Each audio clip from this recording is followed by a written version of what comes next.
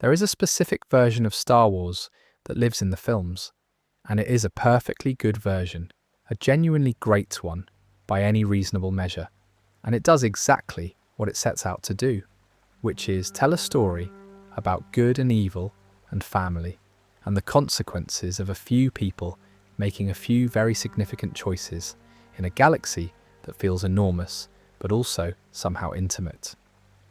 The films are about people, ultimately, even the ones with a lot of spaceships in them. But there is another version underneath that one, a version that accumulates slowly across novels and comics and games and animated series and source books that were written by people who cared enormously about getting things right. And the further you go into it, the more it stops feeling like a story someone invented and starts feeling more like history, like something excavated rather than written. There is a weight to it that I find genuinely difficult to describe to someone who has not encountered it, but if you are here, listening to this at whatever hour it happens to be, you probably already know what I mean. What I want to talk about tonight is the Galactic Empire specifically. Not the whole of Star Wars, not the hero's side of things, not the individual journeys of Luke or Leia or Han or any of the other people who spend the films trying to pull it down. I want to talk about the Empire itself. What it was, how it was built, what went into constructing it, what it looked like from the inside once it was up and running, and the specific details that make it feel, to me anyway, like one of the more considered pieces of world building that has ever appeared in popular fiction. I should say up front that Star Wars has two timelines, and we will be drawing on both of them tonight. There is the canon timeline, which is the official one maintained by Lucasfilm after Disney's acquisition in 2012. And then there is what is now called Legends, which is the older expanded universe material that was declared non-canonical in 2014 but remains available, remains in print, and remains, in a lot of ways, extraordinarily detailed. I am not particularly precious about which is which. The details that make the Empire interesting do not always care which timeline they come from. I will flag it when it matters. The other thing worth saying, just to be clear about what tonight is and is not, is that this is not a complete history of the Empire. It could not be. The amount of material that exists about the Galactic Empire across all its various media is genuinely staggering, and if you tried to cover all of it in a single sitting, you would still be here in a week's time, and you would have missed things. What I want to do instead is wander through the parts of it that I find most worth sitting with, the parts that feel important to understanding what the Empire actually was, as opposed to what the films present it as being, which is mostly a backdrop of menace and institutional evil. Both things can be true, and they are, but the lore goes somewhere considerably stranger and considerably more considered when you start asking questions like, where did this actually come from? How was it structured day to day? What was it like to live inside it if you were an ordinary person?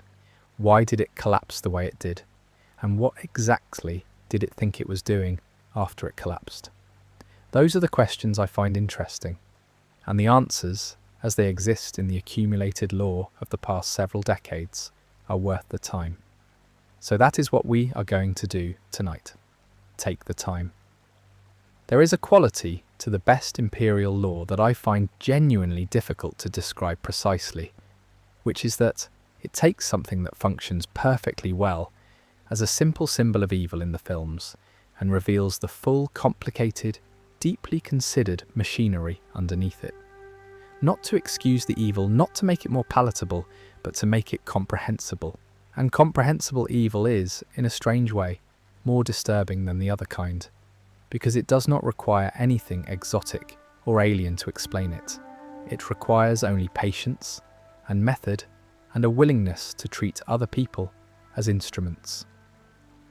If you want to subscribe before we start, that genuinely does help, and now would be a fine moment. Otherwise, let us just get into it.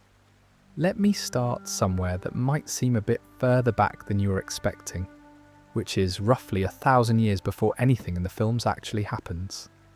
Because the thing about the Galactic Empire that I think gets lost in a lot of discussions of it, including most casual conversations about Star Wars, is that it was not Palpatine's idea, not entirely, or rather, Palpatine was the person who completed it, who brought it to fruition after a very long time in development, but the architecture of the plan he was executing was already ancient by the time he was born, and that specific detail is the one that gives the whole thing its particular weight.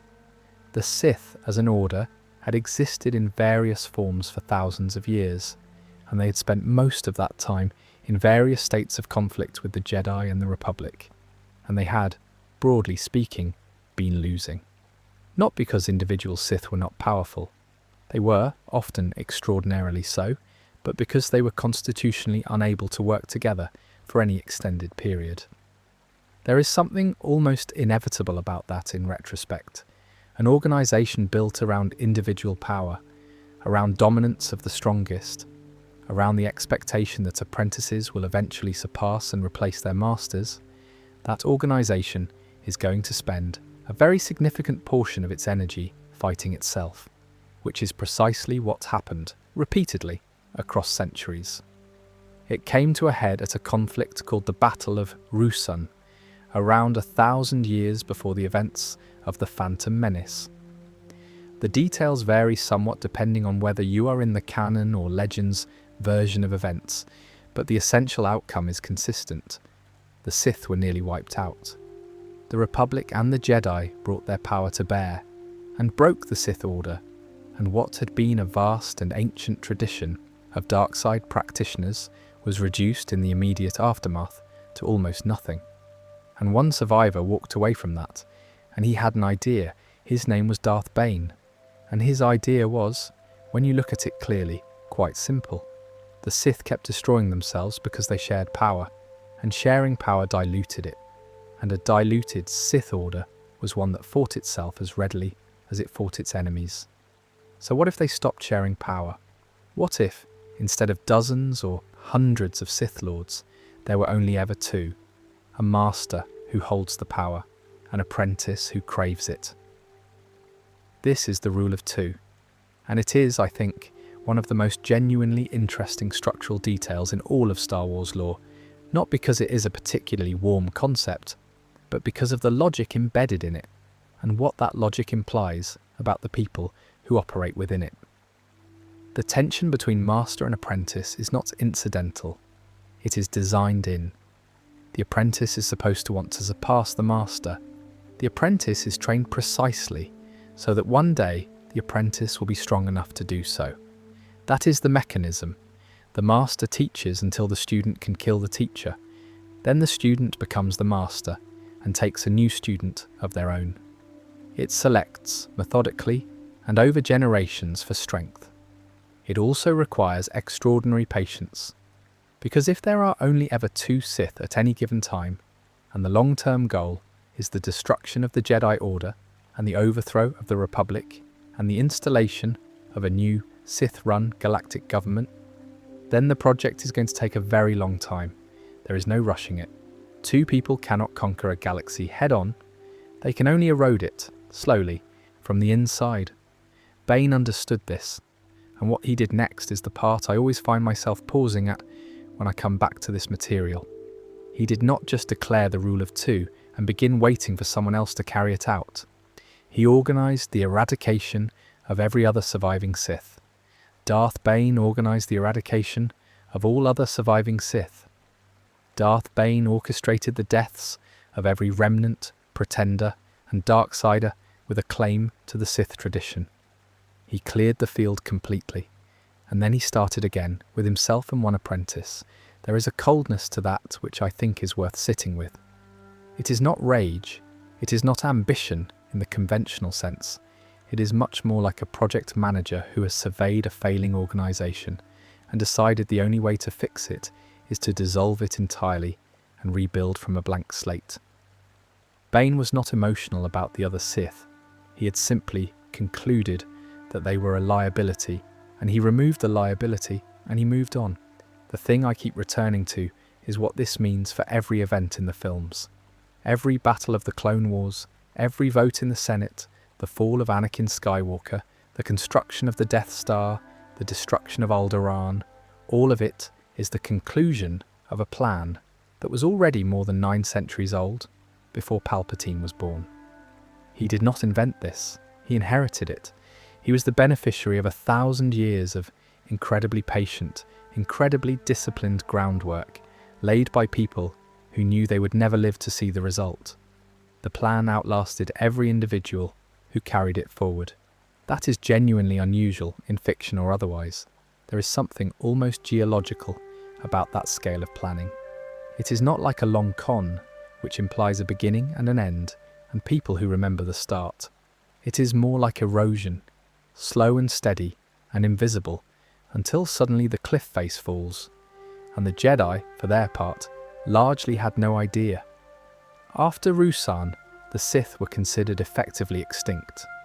The Republic entered a period called the Ruusan Reformation, a deliberate restructuring toward peace and civilian governance on the assumption that the great existential threat had passed. The Jedi moved their headquarters to Coruscant long before Ruusan and committed themselves to peacekeeping rather than warfare. They had 1,000 years of relative stability, and in those 1,000 years, they developed a certain kind of institutional rigidity that is worth keeping in mind, because it matters enormously for understanding how the Empire was eventually able to happen. The Jedi were not corrupt, but they were, by the time of the prequels, slightly brittle. Rules that had once been personal practices had calcified into doctrine. The Council had become a hierarchy. The emotional restrictions on attachment that were once about maintaining focus had become enforced codes. They were an institution that had forgotten what it originally felt like to be in danger. They were, in other words, entirely unprepared for what was coming.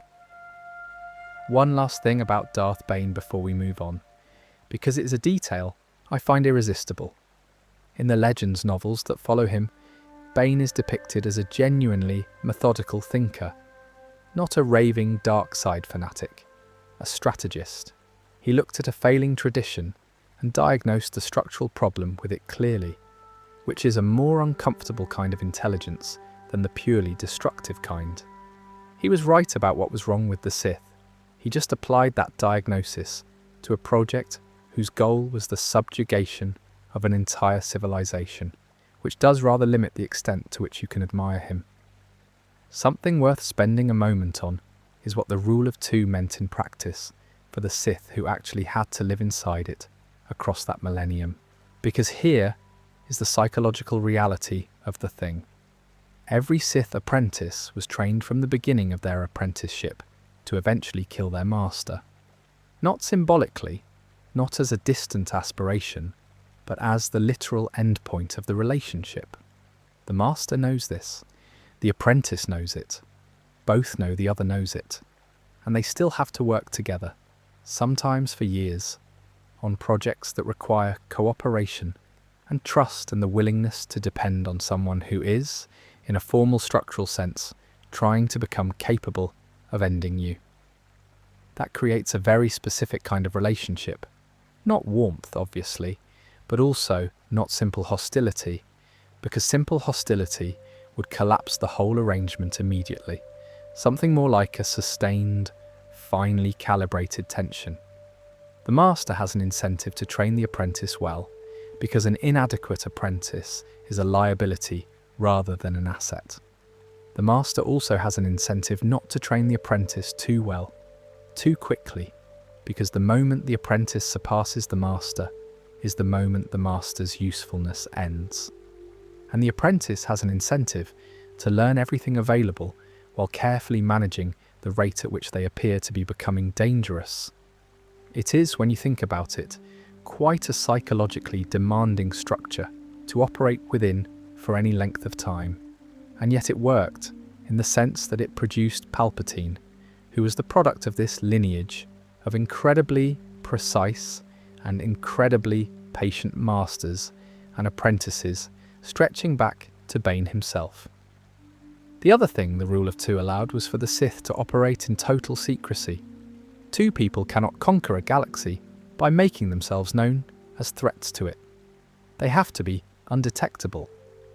Every Sith in the millennium between Ruusan and the events of the Phantom Menace had to operate entirely in the shadows, doing the work of undermining the Republic and maintaining the tradition through methods that generated no visible trace. No Sith armies, no Sith planets, no public declarations or confrontations. Just quiet, patient manipulation from positions of apparent ordinariness. Darth Plagueis was a banking magnate. Palpatine was a senator. The disguise was not a performance over a period of months or years. It was a complete life, which is frankly an extraordinary level of commitment to a long-term project, and also suggests something about the specific quality of patience the Rule of Two selected for across its generations. Now we get to the man himself, and I want to spend some time on Palpatine's personal history before we get into the mechanics of what he built, because I think he tends to be understood primarily as a plot device, as the final boss, the dark side's endgame, the shadow behind everything, and that framing, while not wrong exactly, makes him less interesting than he actually is. He is, when you look at the accumulated lore, a genuinely specific and genuinely strange person, and the specificity matters. Sheev Palpatine was born on Naboo, a planet that appears in The Phantom Menace as the sort of place where people have enormous decorative hairstyles and live in pastoral harmony, and the architecture looks like something from a Renaissance painting. It is presented as gentle and civilized and slightly otherworldly in its beauty. And Palpatine grew up there, in its aristocracy, as a child who apparently showed very early signs of Force sensitivity and a particular temperament that drew the attention of someone who was looking for exactly that combination. That someone was Darth Plagueis. Plagueis is one of the most interesting figures in Star Wars lore, despite the fact that he appears in the films only as a story Palpatine tells at the opera. He was a moon, a tall and elongated species associated with banking and finance in the Star Wars universe, which is its own interesting detail, and he was the reigning Sith Master when Palpatine was young.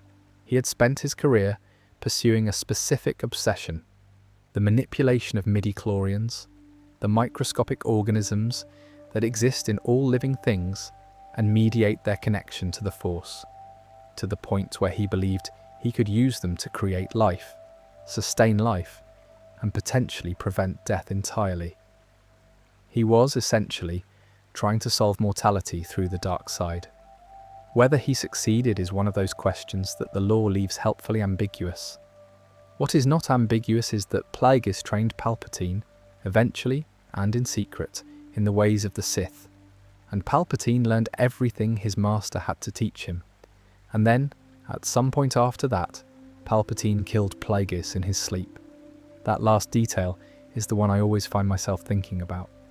There is something very specific about killing your master while he is asleep. It is not a fight, not a confrontation, not a dramatic duel where the apprentice finally proves himself the stronger. It is just a very deliberate removal of an obstacle. Plagueis had served his function, and Palpatine was ready to move on. And the cleanest way to do that was while Plagueis was not in a position to do anything about it. I don't know. It tells you something about how Palpatine approached problems generally. He was not interested in spectacle for its own sake. He was interested in outcomes. All of this, the training, the two identities, the killing of his master, happened while Palpatine was simultaneously building a career in Naboo's political system and then in the Galactic Senate. He held two complete, fully developed identities for essentially his entire adult life.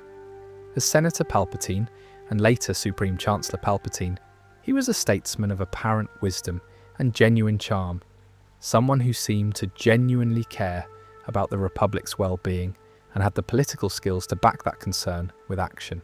People liked him. Senators sought his counsel. He had a quality of apparent integrity that made other politicians want to trust him. As Darth Sidious, he was running a completely different operation, managing the apprentices who served the grand plan, pulling strings in criminal enterprises, and trade disputes and political conflicts, watching and waiting and preparing for the moment when he could move from the shadows into the open. He maintained both of these simultaneously, without apparent strain, for decades. The number of people who knew or suspected his secret was vanishingly small. Grand Moff Tarkin, one of the Empire's most important figures, is generally cited as someone who suspected the truth and was considered perceptive enough by Palpatine that he was allowed to keep that suspicion. Almost everyone else simply did not know. The dark side of the Force, as the lore explains it, clouds the perception even of Force-sensitive beings, and the Jedi's own certainty that the Sith were extinct made them disinclined to look too hard at what was right in front of them. There is a detail from the canon lore, introduced through the Darth Vader comics, that I want to mention here because I find it genuinely interesting. Beneath the Jedi Temple on Coruscant, there is a Sith shrine, ancient, predating the temple itself, which was built on top of it deliberately as a kind of containment or counterbalance. After the formation of the Empire and the conversion of the Jedi Temple into his imperial palace, Palpatine had the shrine excavated in secret, using only droids so that even Vader would not be aware of it. He used it as a private sanctum, a place to meditate on the dark side, to draw on a connection to it that went deeper than anywhere else on the planet. He planned eventually to bring Vader there as well, once he judged the time right. There is something about that specific detail, the secret excavation, the careful exclusion, even of his closest servant, that feels very true to the character as the lore presents him. Palpatine did not share things he did not need to share. Information was power, and power was not something he distributed casually. His manipulation of Anakin Skywalker deserves a bit of time here, because it is one of the most sustained pieces of long-form manipulation in the lore, and it illustrates clearly how Palpatine operated. He first encountered Anakin as a teenage boy at the Jedi Temple after the Naboo crisis, when Palpatine observed the young Jedi in training from a balcony. That was the moment Palpatine identified him, and from that moment, for the next 13 years, he cultivated a relationship with Anakin, quietly and patiently, offering counsel, expressing interest in his career, making himself available as a trusted older figure in a way that the Jedi Order, with its emotional restrictions and its institutional distance, never quite managed to be. By the time Anakin was an adult and a full Jedi Knight, he initially looked up to Palpatine, but came to see him as merely another politician. And that trust was the entire point. It was not a side effect of the relationship. It was what the relationship was for. The narrator's overall take on Palpatine, for what it's worth, is that the standard framing of him as simply evil, as the dark side's avatar, as a one-dimensional villain who wants power for power's sake, misses the most interesting thing about him. The most disturbing thing about Palpatine is not his power, it is his patience and his method. He is genuinely good at the thing he does. He is good at reading people and understanding what they need and giving it to them in calibrated doses until they are exactly where he wants them. That is a particular kind of intelligence, and the fact that it is entirely in the service of an absolutely monstrous project does not make it less impressive in a cold and slightly unsettling way. The specific texture of his Senate career is worth dwelling on slightly longer because it illustrates the method clearly. When Palpatine arrived in the Galactic Senate as the representative of Naboo, he was from a mid-rim world with no particular strategic importance and no established faction behind him. The Senate at that point was dominated by the interests of the core worlds and by the large bloc parties and commercial interests that could marshal votes and favours. A senator from Naboo had no particular reason to expect prominence. Palpatine understood the system and began working it. He cultivated relationships with senators who were useful, not necessarily the most powerful ones, but the ones whose particular needs and vulnerabilities gave him the most leverage. He offered counsel appeared discreet, delivered on commitments, and positioned himself as a reliable ally rather than an ambitious climber. He played the very long game within the Senate in the same way the Sith had been playing the long game against the Republic generally. And the result was that by the time of the Phantom Menace, he was a figure of genuine political weight, trusted by a significant number of senators, and positioned to benefit from the manufactured crisis he was simultaneously engineering at home. The vote of no confidence in Chancellor Valorum that led to Palpatine's election as Supreme Chancellor is a good example of how his political method worked. Valorum was not an evil man. He was a well-intentioned but ineffective leader, hobbled by the Senate's corruption and procedural gridlock. The Naboo crisis provided a genuine grievance that could be leveraged, and Queen Amidala, young and politically inexperienced and understandably outraged by what was happening to her planet, was guided to make the motion that ended Valorum's chancellorship.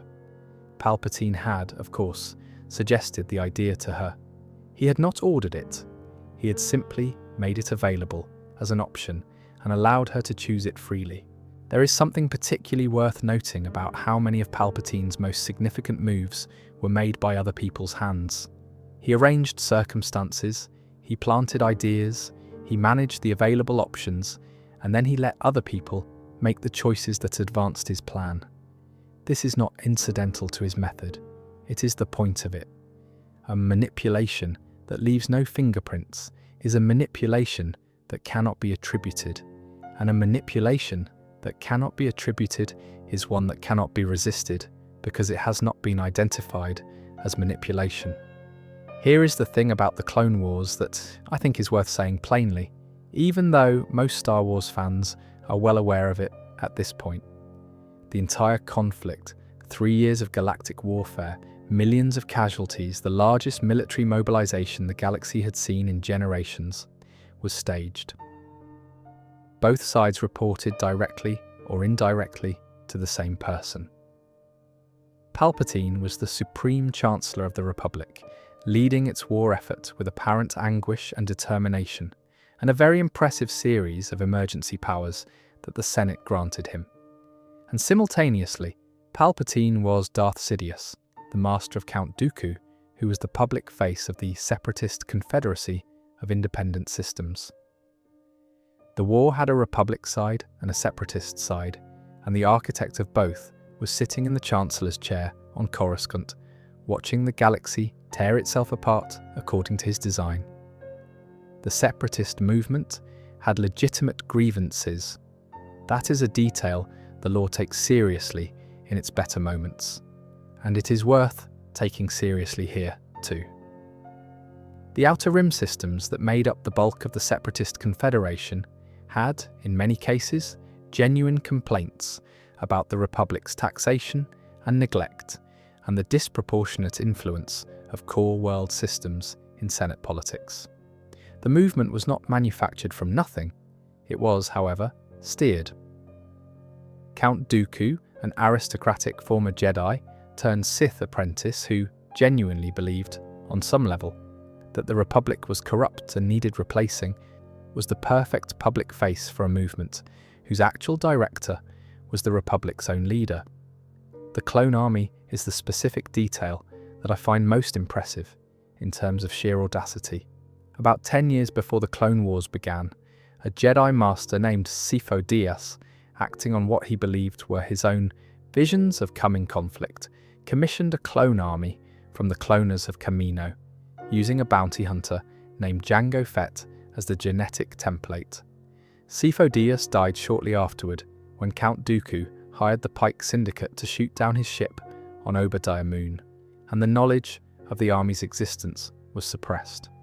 The Kaminoans simply waited for someone to come and pick up what had been ordered. When the Clone Wars actually began, the Jedi discovered the army essentially by accident, and then used it because they needed it. There was a war, the Republic had no military of its own, here was an army ready to go. The logic of it was overwhelming, and the urgency was real, and there was not a great deal of time to ask careful questions about where it had come from. The army that had been commissioned by Sifo Dyas but taken over by someone who also arranged for there to be a war. For them to need it in the inhibitor chips deserve their own moment here. Built into the brain of every clone trooper from the earliest stages of their development, the chips were a biological insurance policy. They would override the clone's free will if activated and compel absolute obedience to a specific command. The clones themselves were unaware of them for the most part. The Kaminoans knew. Palpatine knew. The Jedi, who commanded these soldiers for 3 years and fought alongside them, and in some cases formed genuine bonds of trust and respect with them, did not know.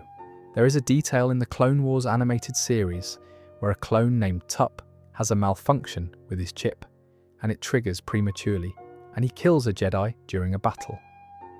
The subsequent investigation comes agonizingly close to uncovering the whole mechanism. The Jedi get close enough to the truth that it should, by any reasonable assessment, have unraveled everything.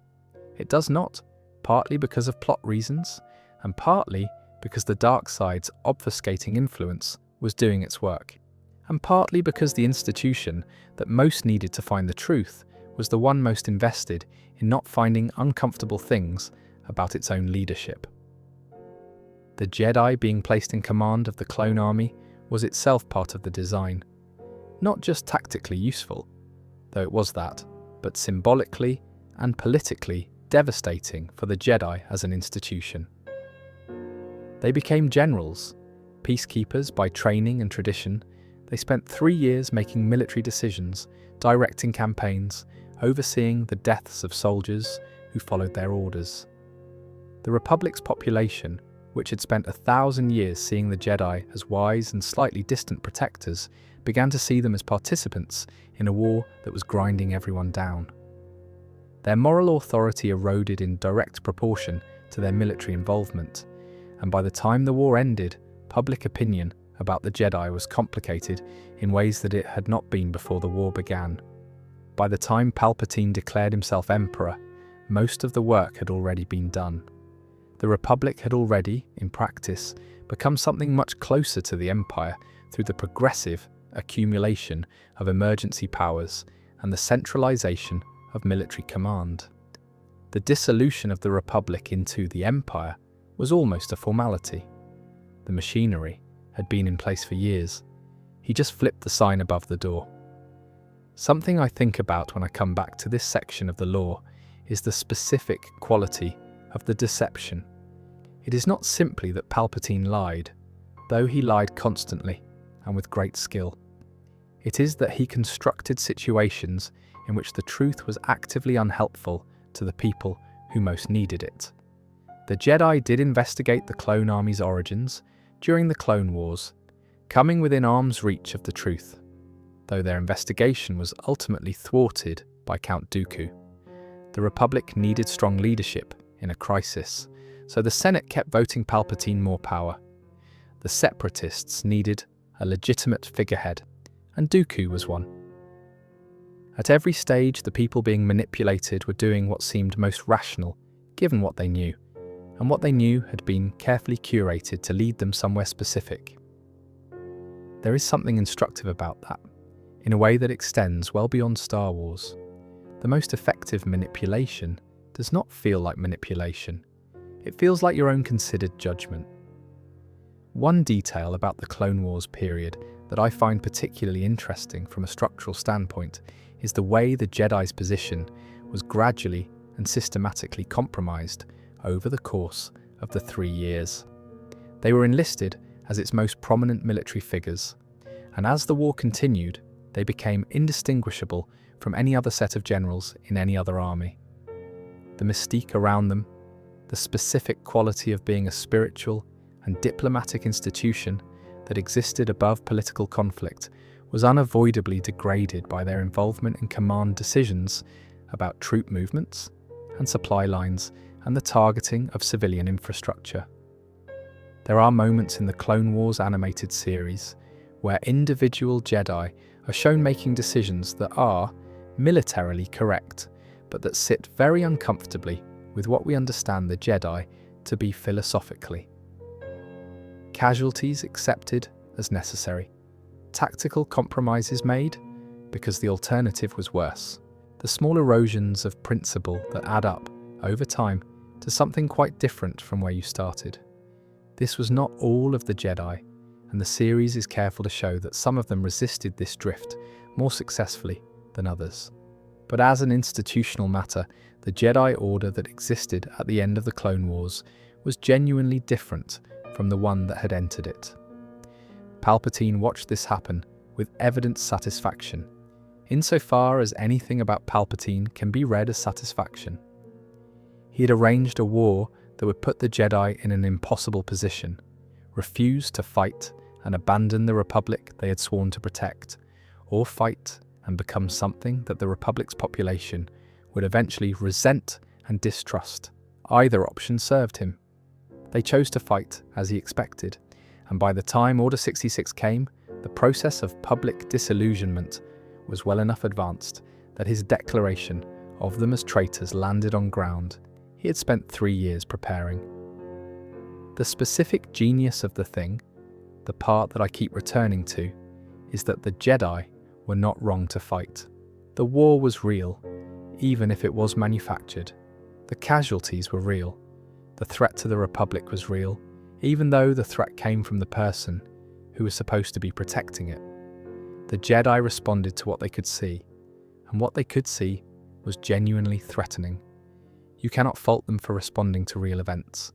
You can only observe that they were responding to a scenario that had been designed specifically for them, and that every response they could have chosen would have served the designer's purposes. The casualty figures of the Clone Wars, where the lore gives them at all, are staggering. The conflict was fought across hundreds of star systems over 3 years, involving both sides' entire military capacity. Whole cities were destroyed in some engagements. Civilian populations were caught in campaigns on inhabited worlds. The Battle of Geonosis alone, the opening engagement, involved casualties on both sides that set the scale for everything that followed. And every single one of those casualties served Palpatine's purposes, not because he wanted them specifically, but because the war and the fear and instability the war generated was the mechanism by which emergency powers were justified and democratic oversight was suspended. There is a specific thing that wars do to the societies that fight them, which the Star Wars lore captures with varying degrees of explicitness. They concentrate power. They create the conditions in which extraordinary measures seem justified by necessity. They build the administrative and military infrastructure for authoritarian governance, while those who might object are either occupied with the fighting or can be dismissed as insufficiently committed to the war effort. Palpatine understood this, had studied how it worked in history, and had constructed a conflict that would produce exactly the political environment he needed on exactly the timetable he required. The Clone Wars lasted 3 years. 3 years was apparently the correct amount of time, enough to build the army and the emergency powers and the public acceptance of centralized command. Not so long that the Republic collapsed before he was ready to reshape it.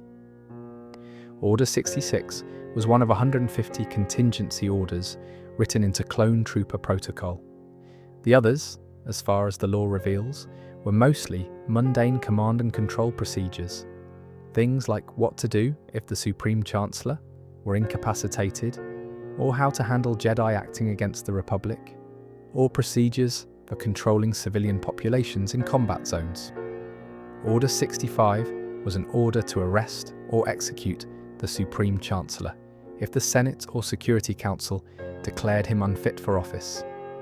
Order 66 was to execute all Jedi as traitors to the Republic. I always find it slightly striking that it was Order 66 rather than, say, Order 1 or Order 150, as if it was buried in the middle deliberately, not prominent enough to attract attention, but right there in the documentation if anyone had looked carefully enough. Maybe that is reading too much into a numbering choice, but it does feel like something Palpatine would do. The inhibitor chips meant that when the order was given, there was no deliberation and no choice. The clones did not think about it. The chips activated, and the mission became the execution of all Jedi in the vicinity, regardless of rank or relationship or history. Clone troopers who had fought for years alongside specific Jedi, who had been saved by them and had saved them in return, turned on them mid-battle without hesitation or warning. The simultaneity of it is the thing that makes it so complete as a tactic. Across the entire galaxy, in dozens of different battle zones, and on dozens of different planets, the same thing happened at the same moment. There was no chance for news to travel and warn anyone. There was no period of adjustment or preparation. One moment, the Jedi were generals of the Republic's army.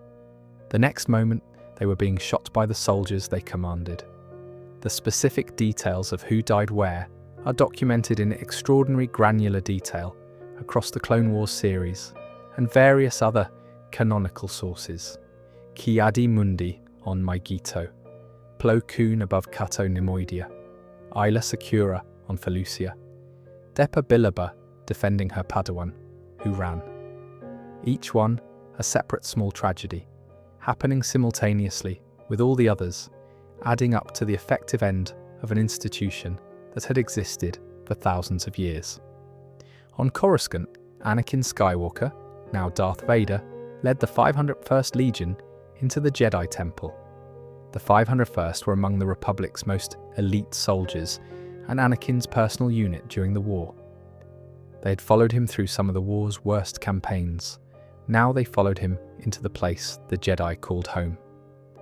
What happened there is not described in explicit detail in most canonical sources, but the broad shape of it is clear enough. The battle was brief. There were Jedi inside who were not warriors, who had not expected any of this, including younglings in the training rooms. Some Jedi survived Order 66, particularly through escape via secret passageways beneath the Jedi Temple. Afterward, a false distress signal was broadcast from the temple, designed to call back any Jedi who were off-world and had survived the initial order. Come to Coruscant, the temple is under attack, return immediately. It was a trap and it worked, and several Jedi who might otherwise have escaped were killed because they responded to it. The survivors. There were more of them than the original trilogy implies, and this has been a point of discussion among fans for some time, because by the time of A New Hope, Obi-Wan tells Luke that the Jedi are all but extinct, and Yoda seems to confirm in Return of the Jedi that Luke is indeed the last. The newer material has populated the gap between those two claims with a considerable number of survivors, some of whom are killed during the subsequent 16-year Inquisitorious campaign, and some of whom simply disappear into hiding effectively enough that they are never found. The general picture that emerges from the canon material is that dozens of Jedi survived Order 66 from the approximately 10,000 who existed at the start of the Clone Wars. The vast majority died either in the initial order or in the years that followed. By the time of A New Hope, the survivors who were still alive and still operating in any Jedi capacity were a very small number. The two most famous survivors are, of course, Obi-Wan Kenobi and Yoda. Obi-Wan was on Utapau fighting General Grievous when the order came, and he survived because his clone unit's attempt to kill him was imprecise, and because a falling creature obscured him long enough for him to get clear. After the final confrontation with Vader on Mustafar and the subsequent execution of Order 66, Obi-Wan made his way to Bail Organa before going to a very long period of waiting on Tatooine. Yoda was on Kashyyyk, fighting alongside the Wookiees, and he sensed the disturbance through the Force in time to kill the clones who came for him before they could fire. He attempted a confrontation with Palpatine on Coruscant that ended in stalemate, and then he went to Dagobah. What I find myself returning to about those two specific exiles is the quality of what they chose to do with their freedom. Both of them, Obi-Wan on Tatooine and Yoda on Dagobah, went somewhere remote and mostly ignored by the Empire, and both of them spent the subsequent years waiting. Not organising resistance, not training new Jedi, not attempting to rebuild anything, just waiting for something they could not yet see. Yoda, who had been among the most active Jedi leaders during the war, retreated into a hut in a swamp, and as far as we can tell, mostly sat there. There is something in that choice that I find oddly moving and also slightly heartbreaking. The admission that the moment was not right and that the correct response was to become very still and wait. The scale of what was lost in Order 66 beyond just the lives, which were staggering in number, is something the lore doesn't always have time to fully address but deserves a moment. The Jedi Temple contained thousands of years of accumulated knowledge. Historical records, Force techniques, maps to sites of significance in the Force, philosophical texts, the personal journals of Jedi going back to the earliest periods of the Order's existence. Some of it was preserved, scattered, hidden, and some of it was destroyed. The lore has spent the years since building a fairly detailed picture of what was lost, through the games and comics and animated series that follow characters trying to find and protect fragments of it. But the aggregate loss of functioning civilization of roughly 10,000 people who collectively held a continuous tradition going back 10 millennia was complete in a matter of hours.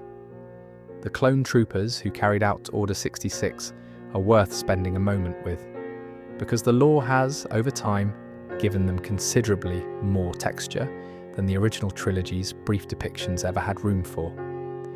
The Clone Wars series spends a great deal of time with specific clone characters, giving them individual personalities and relationships and histories, and the effect of that is that when Order 66 comes, the viewer understands the specific people whose free will was overridden. Rex, who had fought alongside Ahsoka Tano for 3 years, turned on her in the middle of a hyperspace journey, and then through an extraordinary set of circumstances was the one clone who had his chip removed in time to choose. What he was left with afterward, the knowledge of what he had almost done and why, is something the animated series depicts with real care. The Senate speech that followed Order 66 is, when you read the full text of it in the film, a quite extraordinary piece of political theatre. Palpatine, standing before the assembled Galactic Senate, tells them that Jedi assassins have attacked him in his office, that Jedi across the galaxy have risen against the Republic, that only through decisive action has the crisis been contained. He speaks about the pain of betrayal. He talks about a bright new day, and then, in front of a chamber full of people who had just spent 3 years trusting him, he reorganizes the Republic into the First Galactic Empire. Senator Padme Amidala's reaction, the line about liberty dying with thunderous applause, is one of the most quoted pieces of dialogue in the prequel trilogy and one of the most accurate encapsulations of what the scene depicts. The senators clapping were not all cowards or collaborators. Most of them were people who genuinely did not know what they were applauding, who had been given a curated version of events that made Palpatine's power grab look like a defensive necessity. The ones who were uncomfortable, the ones like Bail Organa, who understood something of what was happening, could work to oppose the Empire. The mechanism was too complete and too fast for a procedural response. What happened to the senators who understood and objected is a story the lore tells in fragments. Some went into exile and began the work that would eventually become the Rebel Alliance. Bail Organa and Mon Mothma, who met in secret discussions that helped establish the foundations of the rebellion years later in meetings that included several senators who had publicly sworn loyalty to the Empire, are the most prominent examples. Some stayed in the Senate and tried to work within the system as long as it existed, believing that a democratic institution inside the Empire was better than no democratic institution at all. Some simply went quiet. The Rebel Alliance's founding is documented in the canon lore in considerable detail, particularly in the animated series and in other canon sources. What is striking about it is how long it took and how difficult it was. The first years after Order 66 were years of fragmentation and despair, of people who understood what had happened but had no mechanism to do anything about it. The infrastructure of organised resistance had to be built from almost nothing, carefully, slowly, under constant surveillance by people who knew that being discovered meant death. The alliance that blew up the Death Star at Yavin was the product of years of work by people whose names the victory largely erased.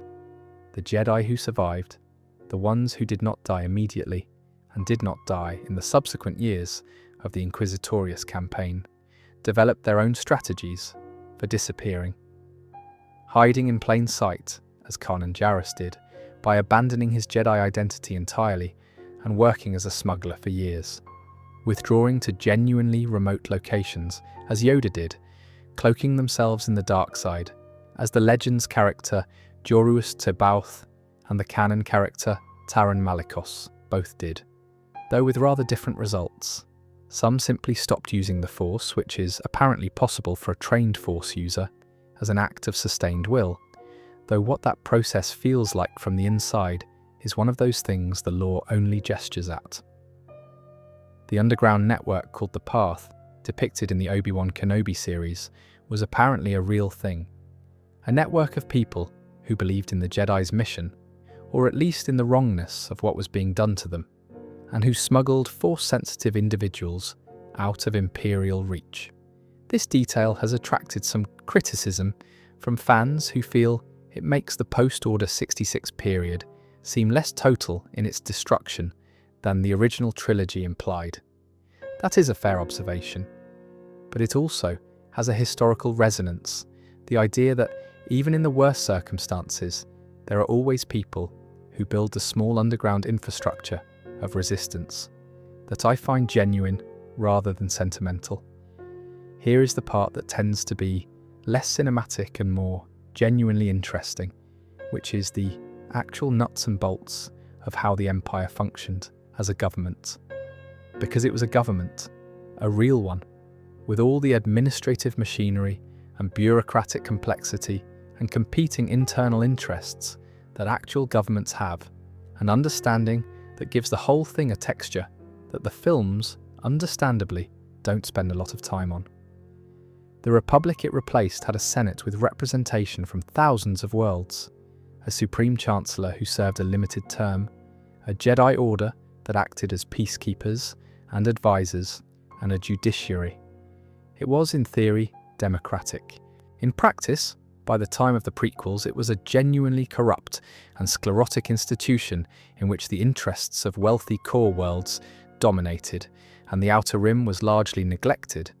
And actual governance had become nearly impossible because the bureaucracy had grown so vast and so tangled that passing anything required years of procedural navigation.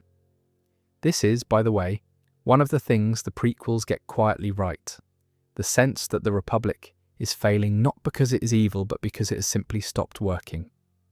The early Empire kept the Senate for a while.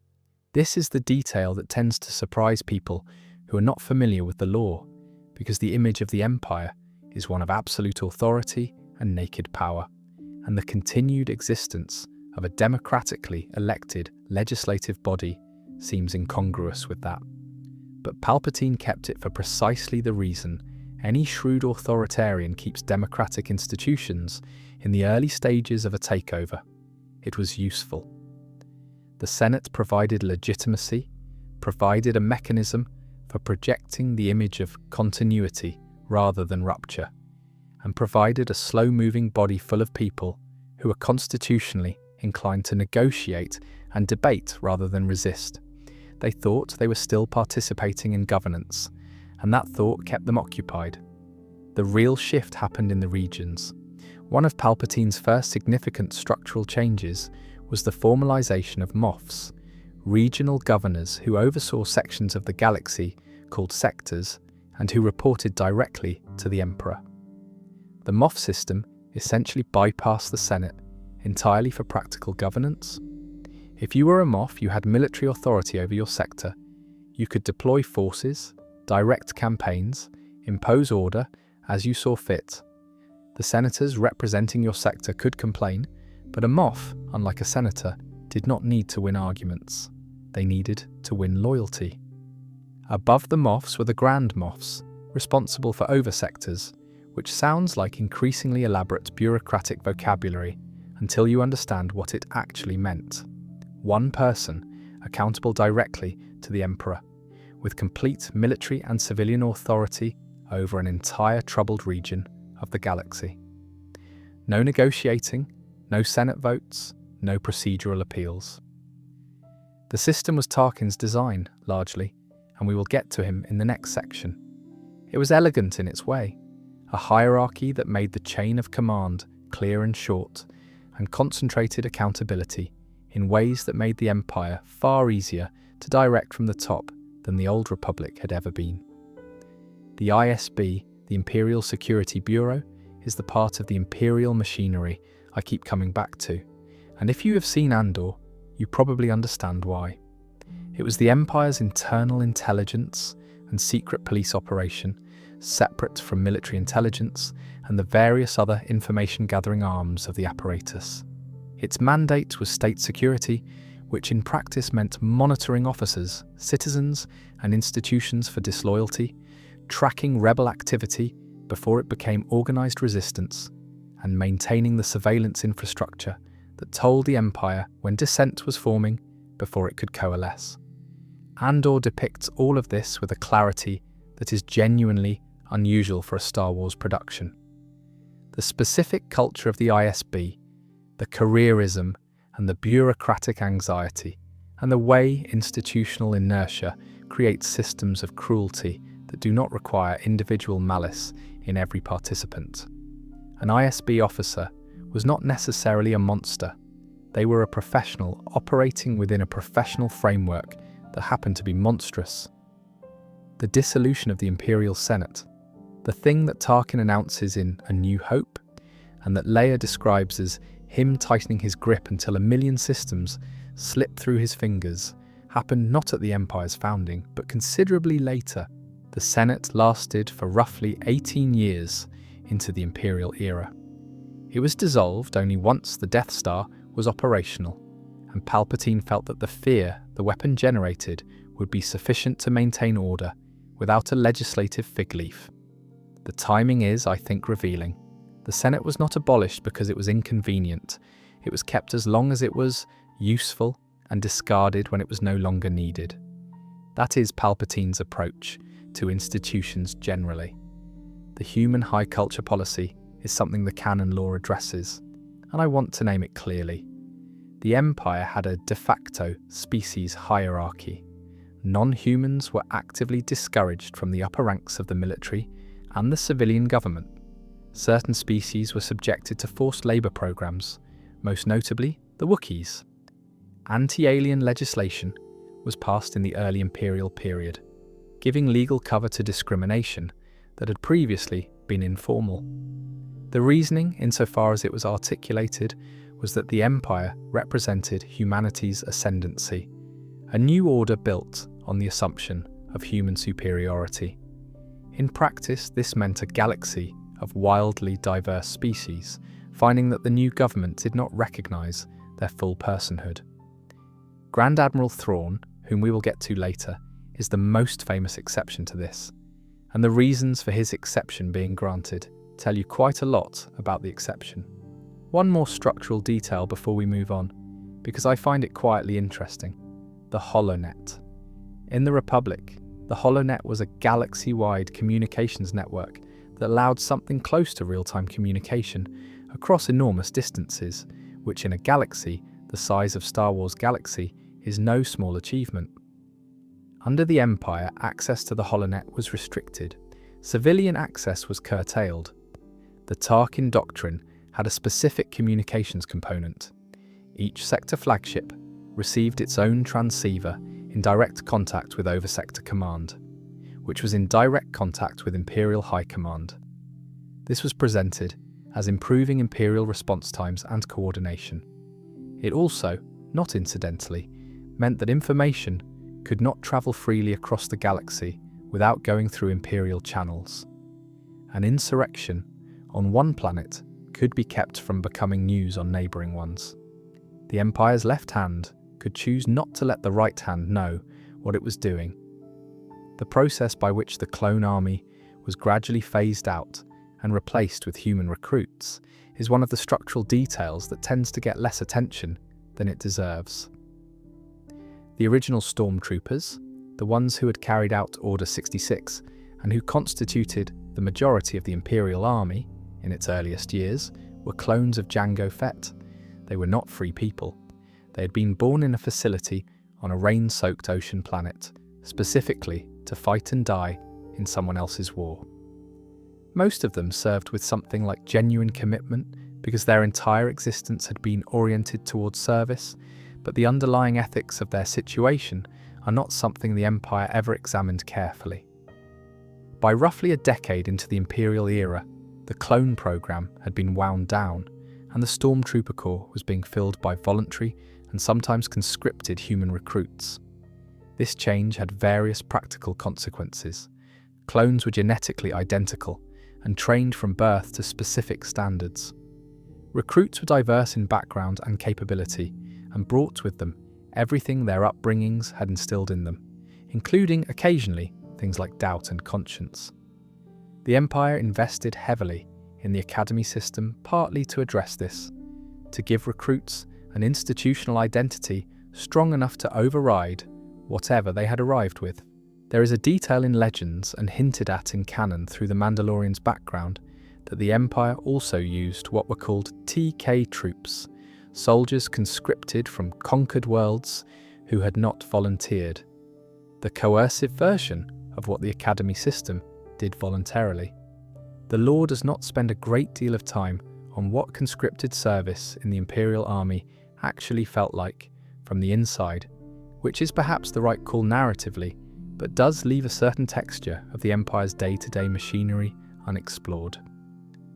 The Imperial bureaucracy, separate from the military, was apparently enormous.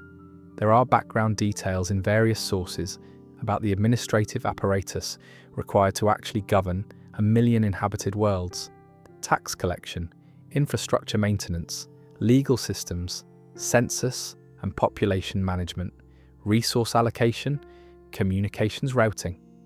None of this is dramatically interesting, but it implies an institutional presence of unimaginable scale and one that had to be staffed by real people making real decisions in their specific corners of it every day. The Empire's relationship with corporations is one of the aspects of its economic structure that the Legends material documented in the most detail, and it is genuinely interesting. The Empire did not abolish private enterprise. It nationalized some corporations, particularly ones that had supported the separatist cause during the Clone Wars, and thus had assets and infrastructure the Empire could simply claim. But for the most part, it left loyal commercial entities alone, and in some cases expanded the conditions for their operation significantly.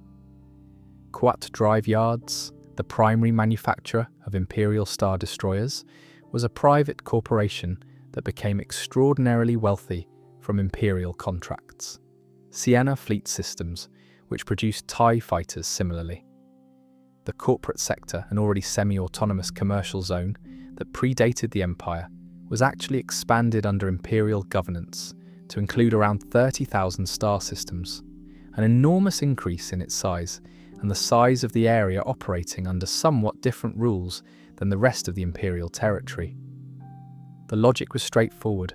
Corporations that were sufficiently invested in the Empire's continued functioning would have strong practical incentives to support it, and their economic activities would fund the military expenditure that the Empire needed to maintain itself. This produced, in the Legends material especially, a fairly detailed picture of what the Empire's economy looked like from the inside. It was not a command economy, in the simple sense. It was something more complex, a heavily militarized market economy in which loyalty to the state was the primary condition for being allowed to operate freely within it, in which large contracts from military projects flowed to approved suppliers, and in which the boundaries between commercial interest and political loyalty were deliberately blurred.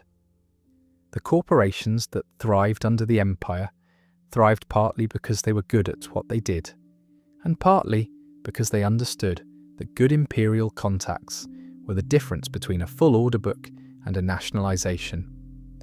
There is something worth noting about the specific quality of Star Destroyers as objects.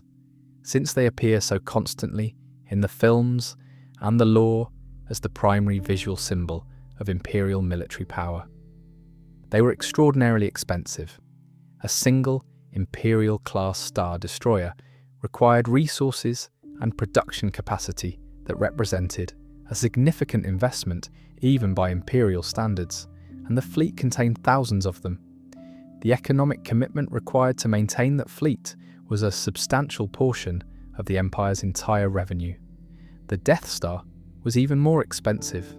The entire trajectory of Imperial military spending was, in retrospect, unsustainable without a galaxy-spanning tax base, and the Rebel Alliance's strategy of degrading that capacity through the destruction of major assets was, among other things, economically sound. The rebels were not just fighting against evil in the abstract, they were attacking the financial model. And the financial model was not as robust as the public impression of invincibility suggested. An empire that loses its primary superweapon and then has to build another one within 3 years, while simultaneously managing an active military campaign across thousands of star systems, is an empire with a budget problem. Wilhuff Tarkin is one of my favourite figures in the Empire's lore, in that specific way that involves admiring the craft of a characterization while also finding the person himself rather horrible. He came from Eriadu, a planet in the Outer Rim that occupied an interesting structural position, important enough commercially to matter to the Republic and the Empire, remote enough that its ruling families had developed a particular kind of hard-edged pragmatism about survival that the core worlds, cushioned by proximity to power and generations of stability, had not needed to develop. The Tarkin family specifically had a tradition, documented in James Luceno's novel of the same name, of releasing young male members of the family into the wilderness of a place called the Carrion Plateau when they were young and requiring them to survive it alone. This was not metaphor. They literally sent children into a dangerous environment with limited resources and expected them to come back, or not come back, having proved something. Wilhuff came back. You can, I think, draw a fairly direct line from that upbringing to the philosophy Tarkin developed as an adult and eventually formalized into what became known as the Tarkin Doctrine. His fundamental view of governance was shaped by a deep, abiding faith in the effectiveness of fear. Not cruelty for its own sake. He was not primarily sadistic in the way some imperial figures were, but a clear-eyed assessment that compliance in a large, diverse, and restless population was more efficiently maintained through demonstrated consequences than through constant force. If people were afraid of what would happen if they resisted, most of them would not resist, and the ones who did resist would serve as examples. The formal document that became the Tarkin Doctrine started as a memo to Palpatine, technically designated Imperial Communique 0-4492-VV, which is the sort of filing designation that makes you feel slightly unwell when you think about how normal it is. It laid out the concept of oversectors, governed by a single authority with direct access to military force. It called for the restriction of the holonet to military use, and it proposed the development and deployment of weapons so terrifying that no planetary government would dare harbour rebels, for fear that simply having rebels on their soil would be enough to bring catastrophic retaliation down on them. The Death Star was the weapon the Doctrine required. Tarkin had been involved in the Death Star project after joining the Republic's Special Weapons Group. In the Legends material, he first encountered the concept well before the end of the Clone Wars, through a conversation with a separatist engineer, and spent years advocating for its construction. In canon, his involvement is somewhat less specific, but his role as the project's primary political champion is consistent. He was the one who understood what it was for, and that understanding was very precise. The Death Star was not primarily a weapon of war, it was a weapon of terror. Its function was not to destroy planets. Its function was to make planets afraid of being destroyed. And then came the Gorman massacre, which is a smaller moment, but I think an instructive one. Early in Tarkin's career, before he'd reached his later prominence, he was a regional governor with a transport that needed to land on a platform occupied by protesters. The protesters were demonstrating against Trade Federation taxation policy. They were on the landing platform. Tarkin landed anyway. Hundreds of them were crushed or killed. Rather than face any consequence for this, he was promoted. Emperor Palpatine made him the Empire's first Grand Moff. And that, right there, is the signal that the doctrine of fear had institutional support at the very top. The destruction of Alderaan is, of course, the Tarkin doctrine's most dramatic application, and also, in retrospect, its clearest failure. Alderaan was peaceful, famously, explicitly, constitutionally so. Its people had a standing military and no meaningful capacity for armed resistance. Tarkin destroyed it, not because Alderaan was a military threat, but because destroying it would demonstrate to every other planet in the galaxy that the Empire was willing to destroy planets, and that willingness was the entire point. The fear of the weapon, not the weapon itself. The problem, which the next few days of galactic history demonstrated quite vividly, is that a weapon that can be defeated generates a different kind of message than one that cannot. The Death Star was destroyed at the Battle of Yavin a few days after Alderaan. The message that sent was not the message Tarkin intended. Instead of "comply or we will destroy you," the galaxy received "the weapon can be beaten, and the people who beat it are the ones who refuse to comply." The Tarkin doctrine's central premise, that the fear of force is more effective than force itself, depended entirely on the force being unchallengeable. The moment it was challenged and found wanting, the entire logic inverted. Tarkin died at Yavin. He discovered the Death Star had a vulnerability when the rebels made their attack run. He was offered the chance to evacuate. He chose not to, for reasons that the lore leaves somewhat ambiguous. One reading is simple arrogance, the certainty that the vulnerability would not be exploited in time. Another, slightly more interesting reading is that Tarkin had tied himself so completely to the Death Star as a concept and as his life's project that the option of surviving its destruction was genuinely unthinkable to him. I don't know which reading is right, possibly both.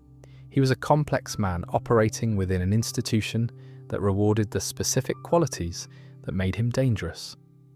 The Death Star's actual construction history is a story in itself. In Legends particularly, the project spanned decades and involved an almost unimaginable amount of political maneuvering about funding and secrecy, and the strategic question of what precisely a planet-destroying weapon was going to be used for. The technical challenges were extraordinary and required the contributions of scientists and engineers from multiple species, some of whom understood what they were building, and some of whom were compartmentalized in ways that meant they only understood their particular component. There are stories in the lore about engineers who worked on specific systems for years without ever knowing the broader context of what those systems were part of. Tarkin's personal code, insofar as he had one, is worth understanding on its own terms, rather than simply dismissing him as monstrous.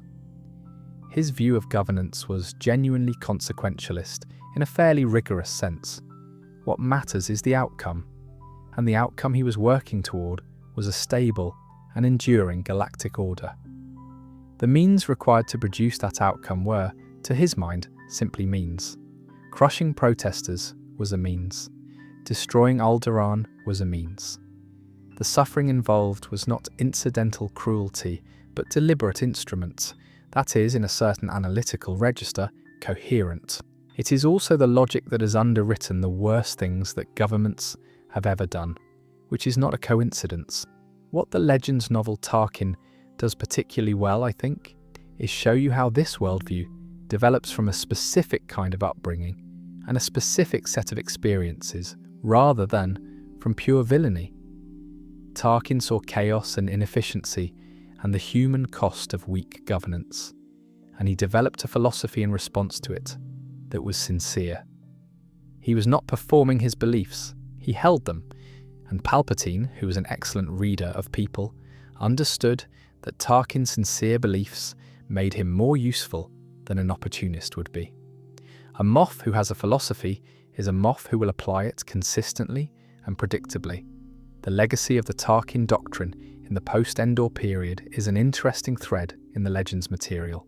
Several of the Imperial warlords who carved up the fleet remnant after Endor attempted to apply versions of it to their smaller territories, using whatever weapons they had managed to retain as demonstrations of deterrent force.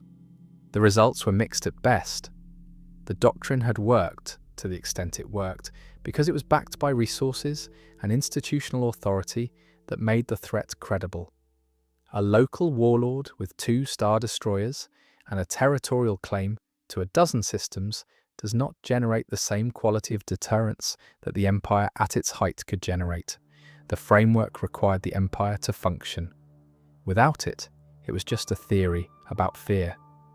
The Geonosians, an insectoid species who built significant portions of the Death Star's infrastructure, are among the more uncomfortable details of the project's history.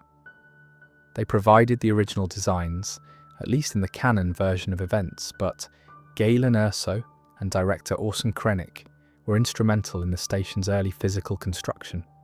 The Empire's retaliation for this betrayal, once the Death Star was near enough completion that Geonosian involvement was no longer needed, was the deployment of a weapon of mass destruction against their homeworld, sterilizing the planet's surface. The Empire did not allow the existence of people who knew about the Death Star and were not securely within its control. That detail, the killing of the people who built the weapon to maintain the weapon's secrecy, is one of those moments where the Empire's pragmatism and its cruelty operate as the same thing. Tarkin's doctrine was about fear as a governing tool. The willingness to do that to an entire world, to the people who had served the project for administrative reasons, is the doctrine stripped of any pretense that the fear is being deployed in service of order. It is fear deployed in service of secrecy, which is a somewhat different and significantly darker thing. There is a lot that has been said about Anakin Skywalker's tragedy and about what Darth Vader represents as a character in the broader narrative of the saga, and I am not going to spend a lot of time on the tragedy itself here, because it is genuinely well covered elsewhere, and also because tonight I want to look at something slightly different. I want to look at what Vader was as an institution within the Empire, what he was for as a function of the system he served, because that is actually quite interesting, separately from the personal story. Darth Vader was a hidden figure. He was known mainly in whispers. He was not secret in the way Palpatine was. He attended meetings, led fleets, killed people in front of witnesses, walked the corridors of Star Destroyers with his helmet and his breathing and his red lightsaber, and was known by name to essentially everyone in the Imperial hierarchy and to a significant portion of the general public as well. Where Palpatine governed mostly from the shadows, receiving audiences and issuing edicts, but rarely being seen in person, Vader was publicly and visibly the Empire's instrument. He was what the Empire looked like when it decided someone needed to die. The 501st Legion was his, and had been since Order 66. They had carried out the assault on the Jedi Temple. They had followed Anakin Skywalker since the Clone Wars, and now followed Darth Vader. And there was a continuity there that was specific and personal in a way that the broader Imperial military was not. The 501st were not just loyal to the Empire as an abstract entity. They were loyal to Vader specifically. In the Legends material, they are sometimes called Vader's Fist, and that framing feels accurate. Death Squadron was his personal fleet, a complement of Star Destroyers that went where he went and answered to him directly. He had direct command authority over most of the Imperial military, subordinate only to the Emperor himself, and in practice even that subordination was understood by Imperial officers to be theoretical rather than functional. If Vader told you to do something, you did it, and you did it regardless of what any other chain of command said, because the alternative was worse than most things you could contemplate. The force choking. I want to talk about this briefly, not as spectacle, but as organizational behavior. Vader's habit of force choking officers who delivered bad news or failed in their assignments is very well established in the films and the surrounding lore. It is presented usually as a demonstration of power or as the dark side's callousness about human life. Both of those things are true, but there is also a practical consequence of having your senior leadership regularly killed for delivering unfavorable information, and that consequence is that people stop delivering unfavorable information. They deliver optimistic information instead. They frame things in ways that avoid triggering consequences. They tell their superiors what their superiors want to hear. Multiple sources in the lore, including some of the better Imperial novels, suggest that this cultural effect had real operational consequences for the Empire. Military planning that depended on honest assessments of enemy capabilities was compromised by a command culture in which admitting uncertainty was dangerous. It is, when you think about it, a fairly precise description of how fear-based management creates information problems at scale. Vader was very good at instilling fear. He was not particularly well designed for receiving accurate intelligence. His hunting of Jedi survivors in the years between Revenge of the Sith and A New Hope is documented in considerable detail in the Charles Soule-written Darth Vader comics from 2017, and they are some of the more interesting Imperial-era material out there. In the immediate aftermath of Order 66, Vader was sent by Palpatine to find a Jedi who was still alive and take their lightsaber, because his own had been lost on Mustafar. The Jedi he targeted, a man named Kirak Infila, had renounced his connection to the Jedi Order years earlier and was living alone at the Jedi monastery on the river moon of Al-Dalim, practicing combat without active involvement in the world. He was not a target in any obvious sense. He was found anyway because Vader was thorough. The hunt for Eth Koth, a former member of the Jedi High Council, is another example that gets specific in ways that illuminate what the Inquisitorius campaign was actually like. Eth Koth survived Order 66, left the Jedi, became a priest on a remote world, and had a family. The Empire found him. What followed was not simply his death, but the deliberate targeting of his family, the abduction of his infant daughter, the use of everything he had built in hiding as leverage, the systematic dismantling of anything that might give a survivor a reason to feel safe. His relationship with Palpatine has a quality that the lore captures most clearly in the moments where it shows Vader testing the edges of the leash. Vader was, by any reasonable assessment, one of the most powerful individual beings in the galaxy. He was also entirely controlled by a man who was more powerful still, and who kept him in a suit that monitored and regulated his body and required him to breathe mechanically and maintained him in a constant state of physical discomfort. The suit's basic functionality, keeping him alive after Mustafar, could have been significantly improved upon with the technology available to the Empire. Some sources in the lore suggest that Palpatine kept it as basic as he did deliberately. Whether or not that reading is correct, the effect was the same. Vader's existence was one of permanent, contained pain, and Palpatine remained the person who determined the conditions of it. Vader occasionally sought out potential new apprentices in both the canon and Legends material. In canon, there are moments where his interest in Luke Skywalker shifts over the course of the original trilogy, from retrieve a new weapon for the Emperor to something considerably more complicated and personal. The relationship between Vader's role as the Empire's weapon and his continuing existence as Anakin Skywalker underneath the armor is the central tension of the original trilogy, and I don't want to overanalyze it here. But I do want to note that the Empire's greatest symbol of power was at every moment a man who had lost almost everything, operating on the instructions of someone who kept him exactly where he needed to be and no further.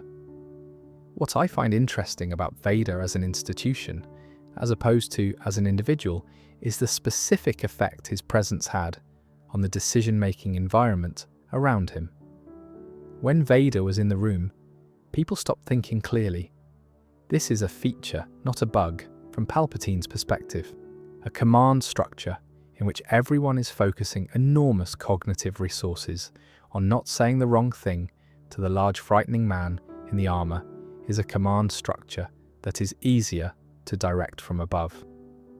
Senior officers who might otherwise push back against bad strategic decisions, who might advocate for their own views or question orders, are instead quietly devoted to survival. Vader was, among other things, a mechanism for suppressing internal dissent within the Imperial military hierarchy.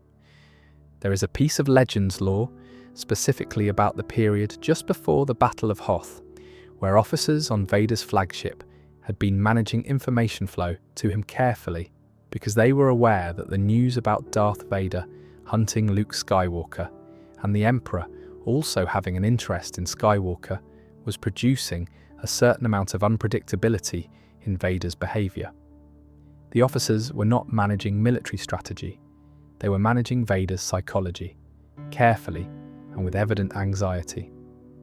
That quality of institutional life, where managing the temperament of the most powerful person in the room becomes the primary activity, has a very specific feel that the lore captures occasionally, and that I find more revealing about what the Empire was like on a daily basis than any number of battle descriptions. The Inquisitorius is, for my money, the most specifically disturbing institution the Empire produced, and that is a competitive field. Not because of what it did, though what it did was genuinely terrible, but because of who it was made of, and what that says about the Empire's particular talent for turning the things it destroyed into instruments of further destruction. The Inquisitors were, with very few exceptions, former Jedi, people who had survived Order 66, been captured by the Empire, and through some combination of torture, coercion, despair, and deliberate psychological manipulation, had been brought to a point where they were willing to work for the people who had tried to kill them and who had killed almost everyone they knew. They were named by number and title rather than by their given names. Second sister, fifth brother, seventh sister, and so on up to at least 13, though the exact number varies by source. The Grand Inquisitor sat above the numerical designations, no personal names, no acknowledgement of who they had been before, new identities that were defined entirely by function. They were trained in the dark side and given access to imperial military resources. Their mission was the systematic elimination of Jedi survivors, Force-sensitive children who might grow into threats, and anyone who was aiding or sheltering them. They operated across the galaxy with considerable freedom and considerable authority, and they were feared by most people who encountered them, including a significant number of the Imperial officers theoretically above them in the hierarchy. The Grand Inquisitor is worth a moment of specific attention. He appears in Star Wars Rebels as the primary antagonist of the first season, and what the lore has revealed about his background over time is that he was once a Jedi Temple guard, one of the faceless, masked figures who protected the Jedi Temple and enforced its internal discipline, someone who had seen the Jedi Order from the inside, who had enforced its rules, who had presumably believed in its purpose at some point. What changed him is described in significant detail, including his experience with the Jedi Order, that disillusioned him, making him susceptible to an approach from Palpatine's agents. And then he was a Temple Guard no more, but the leader of the organization, hunting down the people he had once protected. The second sister, Trilla Suduri, is the one whose backstory I find most affecting, partly because Jedi, Fallen Order, tells it with some care.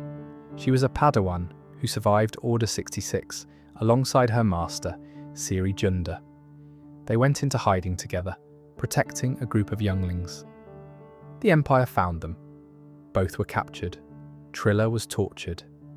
Eventually, in the process of that torture, She was broken in specific ways that the dark side could enter, and she became the second sister. And she hunted Jedi, and she was good at it. She was killed by Darth Vader at the end of Obi-Wan Kenobi, not as a consequence of any failure of loyalty to the Empire, but because she showed mercy to Cal Kestis in a moment that suggested something of Reva Sevander was still present underneath. Vader recognized her suffering and treated mercy as compassion to be shown. Reva Sevander, the third sister in the Obi-Wan Kenobi series, has a backstory that is equally grim but operates differently. She was an initiate in the Jedi Temple when Vader led the 501st Legion through it. She survived by hiding among the bodies of her companions. She then spent years working toward a position within the Inquisitorius, not out of belief in the Empire's mission, but because getting close enough to Darth Vader was the only way she could conceive of eventually killing him. Her entire arc within the organization was in the service of vengeance. She nearly failed, which is remarkable. She survived to the end of the series, which is also remarkable. Her fate beyond that is unspecified. The mechanism by which Vader managed the Inquisitorius is documented in several sources, and it has a specific quality. He did not tolerate failure, which was consistent with his management of the military generally, but the threshold for what counted as failure was lower and more personalized for the Inquisitors than for military officers. He killed several of them himself, for reasons including failing at assigned missions, forming personal relationships that compromised their loyalty, and expressing any indication that they might be capable of returning to something like who they had been before. The second sister died for a moment of hesitation that implied the existence of a conscience. The 13th sister, Iskat Akaris, died for having a relationship with a fellow Inquisitor that Vader considered a divided loyalty. The Inquisitorius was not just a hunting pack. It was a system for producing and then disposably deploying people who had been stripped of their former identities. By the time of A New Hope, the Inquisitorius had effectively dissolved. The Jedi Purge was not considered, within the Empire, to be essentially complete. The surviving Jedi were so few and so isolated, and so careful that the continued existence of the organization was no longer cost-effective. Most of the Inquisitors were dead, killed by Jedi, by each other, or by Vader. His former clone troopers were tricked by a rebel Jedi into executing Order 66, which killed him, along with other Force sensitives in the area. The organization that had been created to hunt the survivors of a massacre was itself largely destroyed many years after the massacre it was created to complete. The Inquisitors' weapons are a small but interesting lore detail. They used red lightsabers, as the Sith did, but their sabers were specifically designed with a circular hilt that allowed the blade to spin. The spinning function had tactical applications, allowing the blade to be used as a sort of whirling shield or thrown as a projectile, and it was visually distinctive in ways that served the Empire's interest in making the Inquisitors recognizable and intimidating. There is something very imperial about that design choice, the weapon that exists partly as a terror tool, meant to be seen and associated with a specific kind of threat. The red crystal itself is a lore detail worth a brief mention. Lightsaber crystals, in the Jedi tradition, are found in a natural state and form a bond with the Jedi who finds them. Sith crystals and Inquisitor crystals are red because they are corrupted, bled through a dark side process that forces the crystal into something it was not originally. The process is described in the canon lore as painful for the crystal, which is attributed a kind of living quality. Though the sources do not explicitly confirm, it is equally painful for the Force user. The Inquisitor's weapons were not just symbolically dark, they were made from something that had been broken. The broader philosophical implication of the Inquisitorius, the thing that the lore never quite states directly, but that I think is present in it, is that the Empire's approach to the Force was fundamentally extractive. It took Jedi who had developed their abilities through years of training and sacrifice, broke them, and repurposed them. It found Force-sensitive children and either recruited them as inquisitors or ensured they would never develop the ability. It maintained the forms of the Jedi tradition, the lightsabers, the Force sensitivity, the skill, without any of the philosophical content. The Inquisitors were the Force's potential hollowed out and set to work against its own inheritance. The Galactic Empire had an anti-alien policy that was, as we have covered, quite explicit and quite deliberate. Non-humans were barred from the upper echelons of military and political power. The 12 positions of Grand Admiral, the Empire's highest naval rank, were not all human, except for one. Mithronuruodo, known by his core name Thrawn, was a Chiss.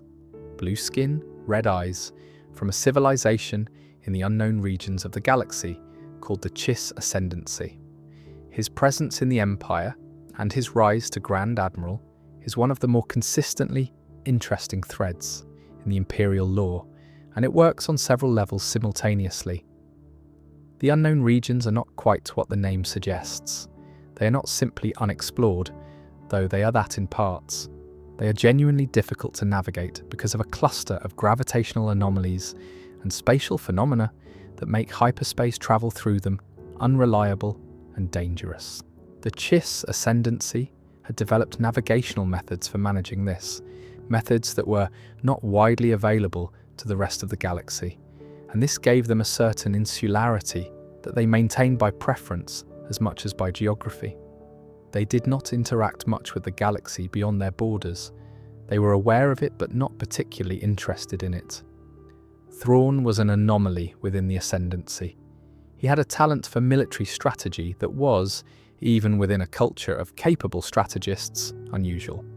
He was also more interested in preemptive engagement with threats than Chiss military doctrine traditionally permitted. The Ascendancy had a strict non-aggression policy, or rather, a policy of never striking first, which Thrawn found frustrating when he could see threats developing that would be far more dangerous if allowed to mature. His exile from the Chiss Ascendancy, which appeared involuntary from the outside but was apparently partly deliberate, allowed him to engage with the wider galaxy without the Ascendancy's restrictions. When Imperial forces found him on the planet where he had been exiled, they brought him to Palpatine. And Palpatine, who was an excellent judge of useful talent and who had specific reasons to be interested in the unknown regions that we will get to in a later section, made an exception to every policy the Empire had about non-human officers and put Thrawn in the Navy. He rose to Grand Admiral faster than most human officers. The mechanism by which Thrawn achieved this is well documented in Timothy Zahn's novels, both the original Legends trilogy and the later canon trilogy, and it comes down to a combination of genuine tactical brilliance and a method of understanding enemies that was and remains one of the more distinctive ideas in Star Wars fiction. Thrawn studied the art and culture of any people he was going to fight. Not their troop movements or their supply lines, though he studied those too. Their paintings, their architecture, their philosophical texts, their music. His argument was that a culture's art expresses something true about how that culture thinks and feels and makes decisions under pressure, and that this information was properly decoded the most reliable intelligence available. There is a line attributed to him across various versions of the material. To defeat an enemy, you must know them, not simply their battle tactics, but their history, philosophy, art. It sounds like something that would be on a motivational poster in a slightly unusual office, and I recognise that. But in Thrawn's case, it was not a philosophy, it was a method. He could look at a painting and tell you something about the psychology of the civilization that produced it, that was directly applicable to predicting their behaviour in battle. Whether or not this is realistic as a tactical method is an interesting question. Within the Star Wars universe, it was presented as consistently effective, which is the important thing. What makes Thrawn particularly interesting in the context of the Empire is that he was not, by any reasonable reading, an ideological believer in what the Empire represented.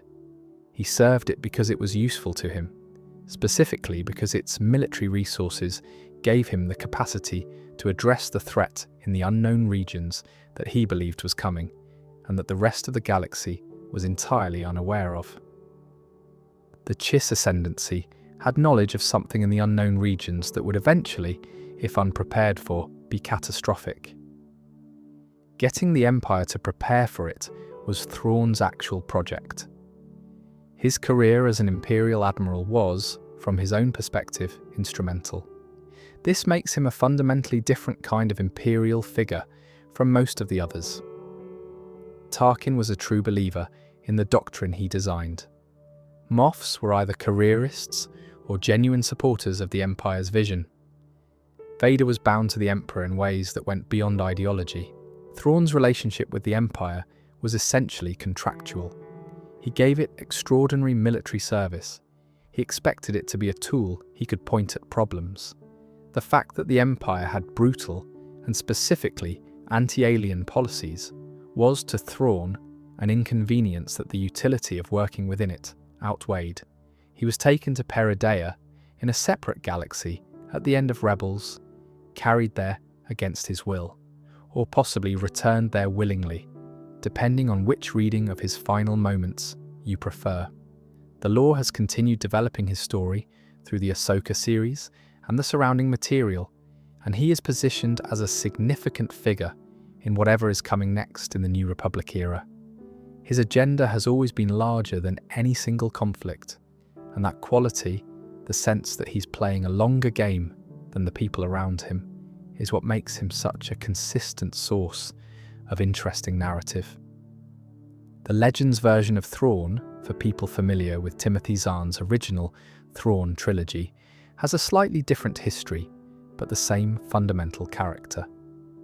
In Legends, Thrawn returns after the Battle of Endor to take command of the fractured Imperial remnant and comes very close to defeating the fledgling New Republic, not through superior resources, which the New Republic had in greater abundance, but through precisely the kind of strategic genius the character is defined by.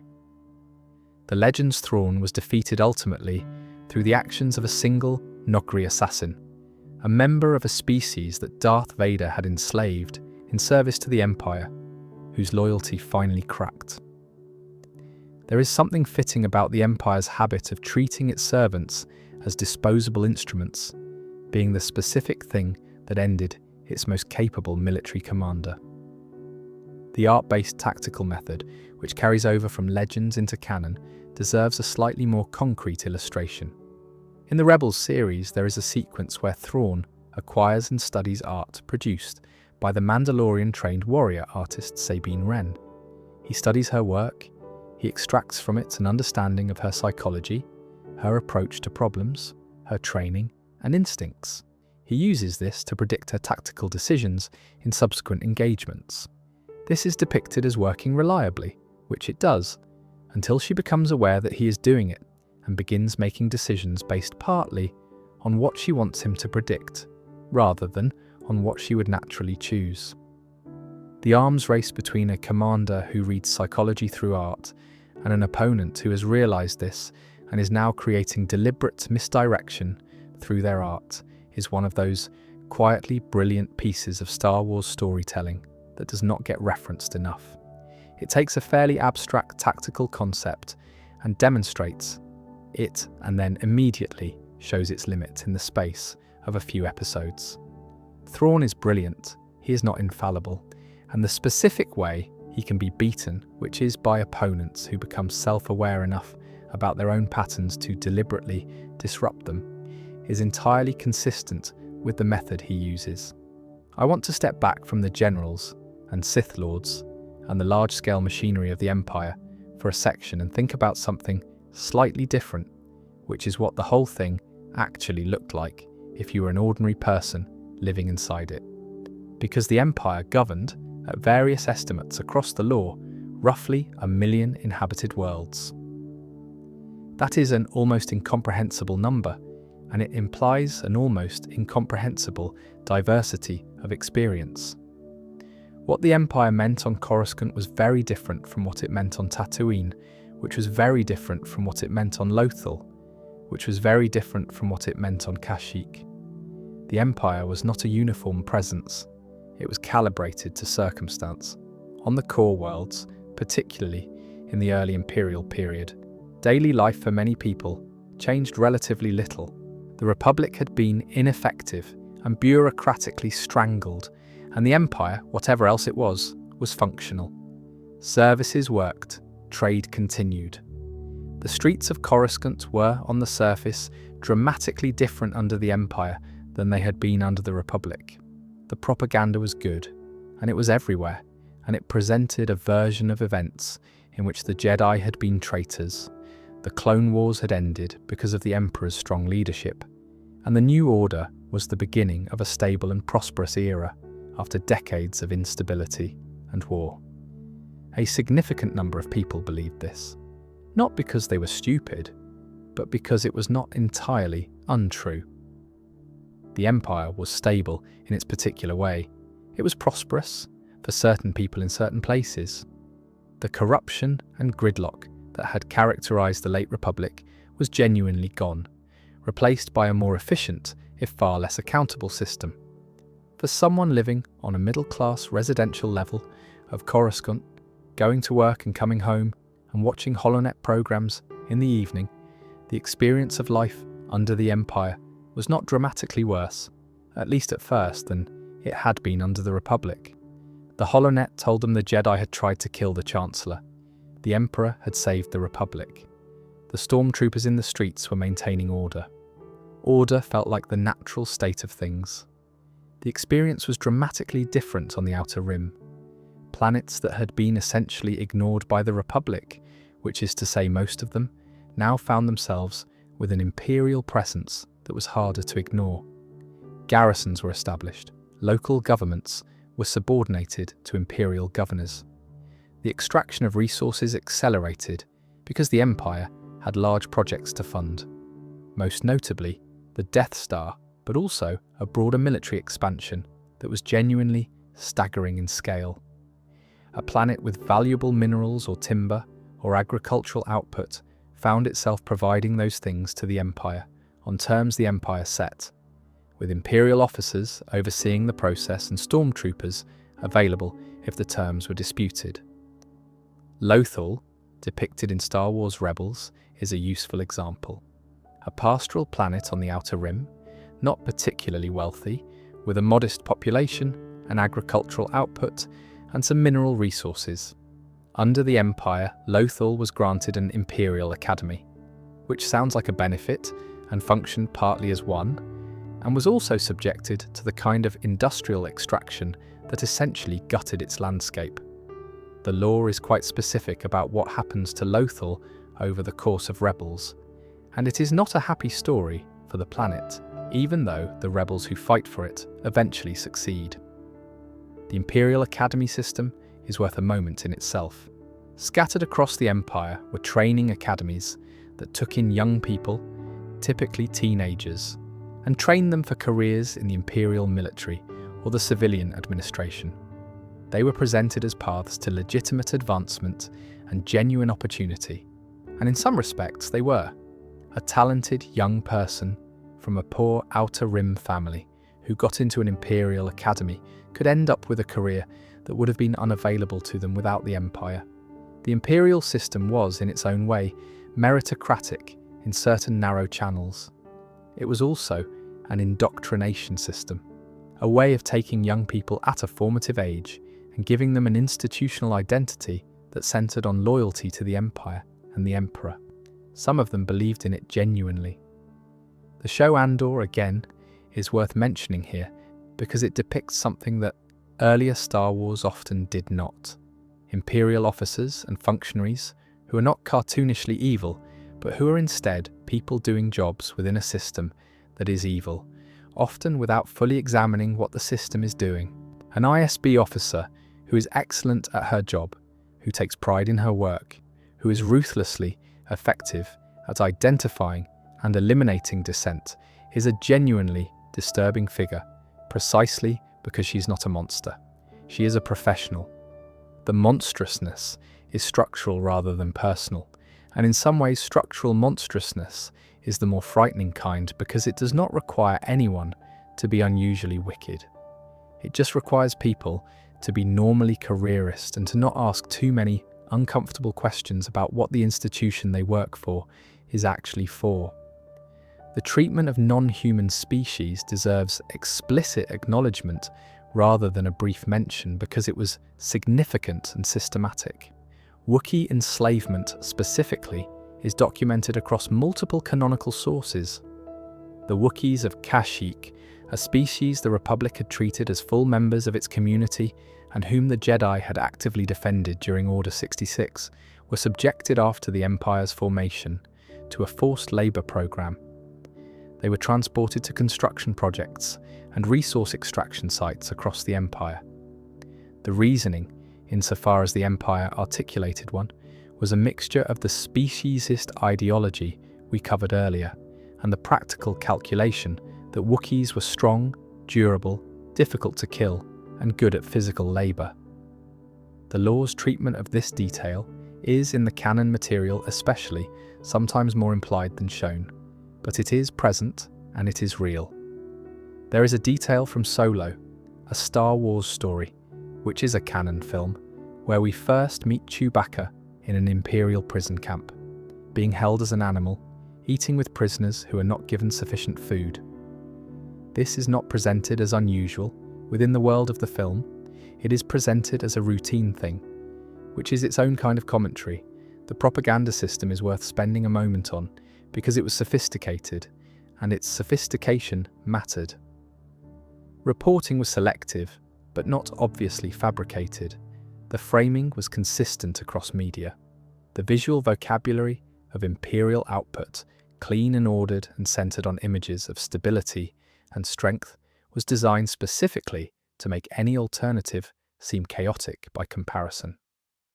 For citizens in the core worlds, who had no direct experience of the Empire's more brutal policies, who were not non-human and not from the Outer Rim and not involved in anything that attracted ISB attention, the information environment they lived in genuinely supported the reading that things were better under the Empire than they had been under the late Republic. The Republic had been chaotic and ineffective for decades. The Empire was functional. The trains ran on time, metaphorically speaking, and the holonet told them why. The Rebellion had a specific challenge with this, which the better Star Wars storytelling engages with honestly. Rebels were not obviously morally superior in the perception of every citizen they encountered. From the perspective of someone on a quiet core world who had never seen a stormtrooper do anything particularly sinister, a group of people blowing up military installations and stealing weapons was not obviously heroic. The law, particularly in material like Andor, does not shy away from the fact that some people who encountered the rebellion found it threatening rather than liberating, at least initially. Winning a war against an empire requires winning it not just militarily, but in terms of what the galaxy believes about itself, and that is a harder and slower campaign. What changed public opinion, where it changed, was direct experience. People who encountered the Empire's Outer Rim behaviour, who saw resource extraction and forced labour and the treatment of non-humans up close, did not need the rebellion's propaganda. They had their own evidence. The Empire's grip on information was effective enough to hide the worst of its behaviour from people who were not near it. It was not effective enough to hide it from the people who were. Of all the specific details in Imperial law, the one I find genuinely most disturbing, and I have thought about why, and I think it is because it reveals something about Palpatine's relationship to the thing he built that changes the texture of everything else we know about him, is what is called the contingency. Palpatine designed a plan, in the event of his death, not for the continuation of the Empire as it existed, but for its deliberate destruction and rebirth in the unknown regions of space. If he died, the Empire would not carry on without him. It would be significantly damaged by the mechanisms he had put in place. Let that settle for a moment. The man spent decades building the most powerful governmental structure the galaxy had ever seen, invested an almost inconceivable quantity of political genius and patience and specific cruelty into its creation, controlled it for 2 decades, and simultaneously ensured that if he ever lost control of it, it would not survive him. Operation Cinder was the contingency's first phase. After his death at the Battle of Endor, Sentinel droids were dispatched across the galaxy with sealed orders for specific Imperial commanders. The orders instructed those commanders to deploy climate disruption arrays against specified planets, essentially devices that, once positioned in a planet's orbit, would generate catastrophic weather patterns and render the planets uninhabitable within a relatively short period. The targets included Imperial loyal worlds. Worlds targeted included both those that had served the Empire faithfully and those that had defied it as Operation. Cinder's scope encompassed loyal Imperial planets and worlds that resisted the Empire, including specifically Naboo, the planet Palpatine himself had grown up on. I want to sit with that detail for a moment, because I find it one of the most revealing things in the entire lore. Palpatine had no affection for the places or the people that served him. He had no loyalty to his homeworld, no sentiment about his origins. Naboo was on the list. His argument, as reconstructed from various sources, was essentially that if the Empire could not prevent his assassination, then it had failed at its fundamental purpose, and an empire that failed at its fundamental purpose did not deserve to continue. He was punishing the Empire and everything associated with it for not being good enough at being his. The comparison that has been drawn by some commentators, and I think it is apt, is to Hitler's Nero Decree, the order issued in the final weeks of the Second World War to destroy Germany's own infrastructure, rather than allow it to fall intact to the advancing Allied forces. The logic, if you can call it that, is similar. If the regime is going to fall, let it take everything with it, rather than allow anything to be salvaged. The regime's survival mattered more than the people it nominally served. Gallius Rax was the person Palpatine entrusted with executing the contingency's later phases. He was a protege of the Emperor's, someone Palpatine had identified and cultivated from childhood for exactly this purpose, and he spent the years after Endor doing 2 things simultaneously: gathering the fragmented remnants of the Imperial military together under the banner of a last stand against the New Republic, and preparing the mechanism by which that last stand would be not a victory but a deliberate destruction.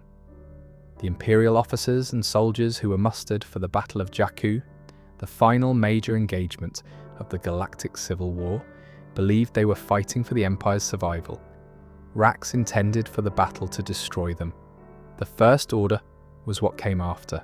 Not a recovery of the old Empire, but a deliberate rebuild, according to Palpatine's specifications, populated by officers and ideologues who had been transported to the unknown regions in advance of the fall, stripped of the parts of the Imperial structure Palpatine considered weak or compromised, and rebuilt from a foundation of true believers.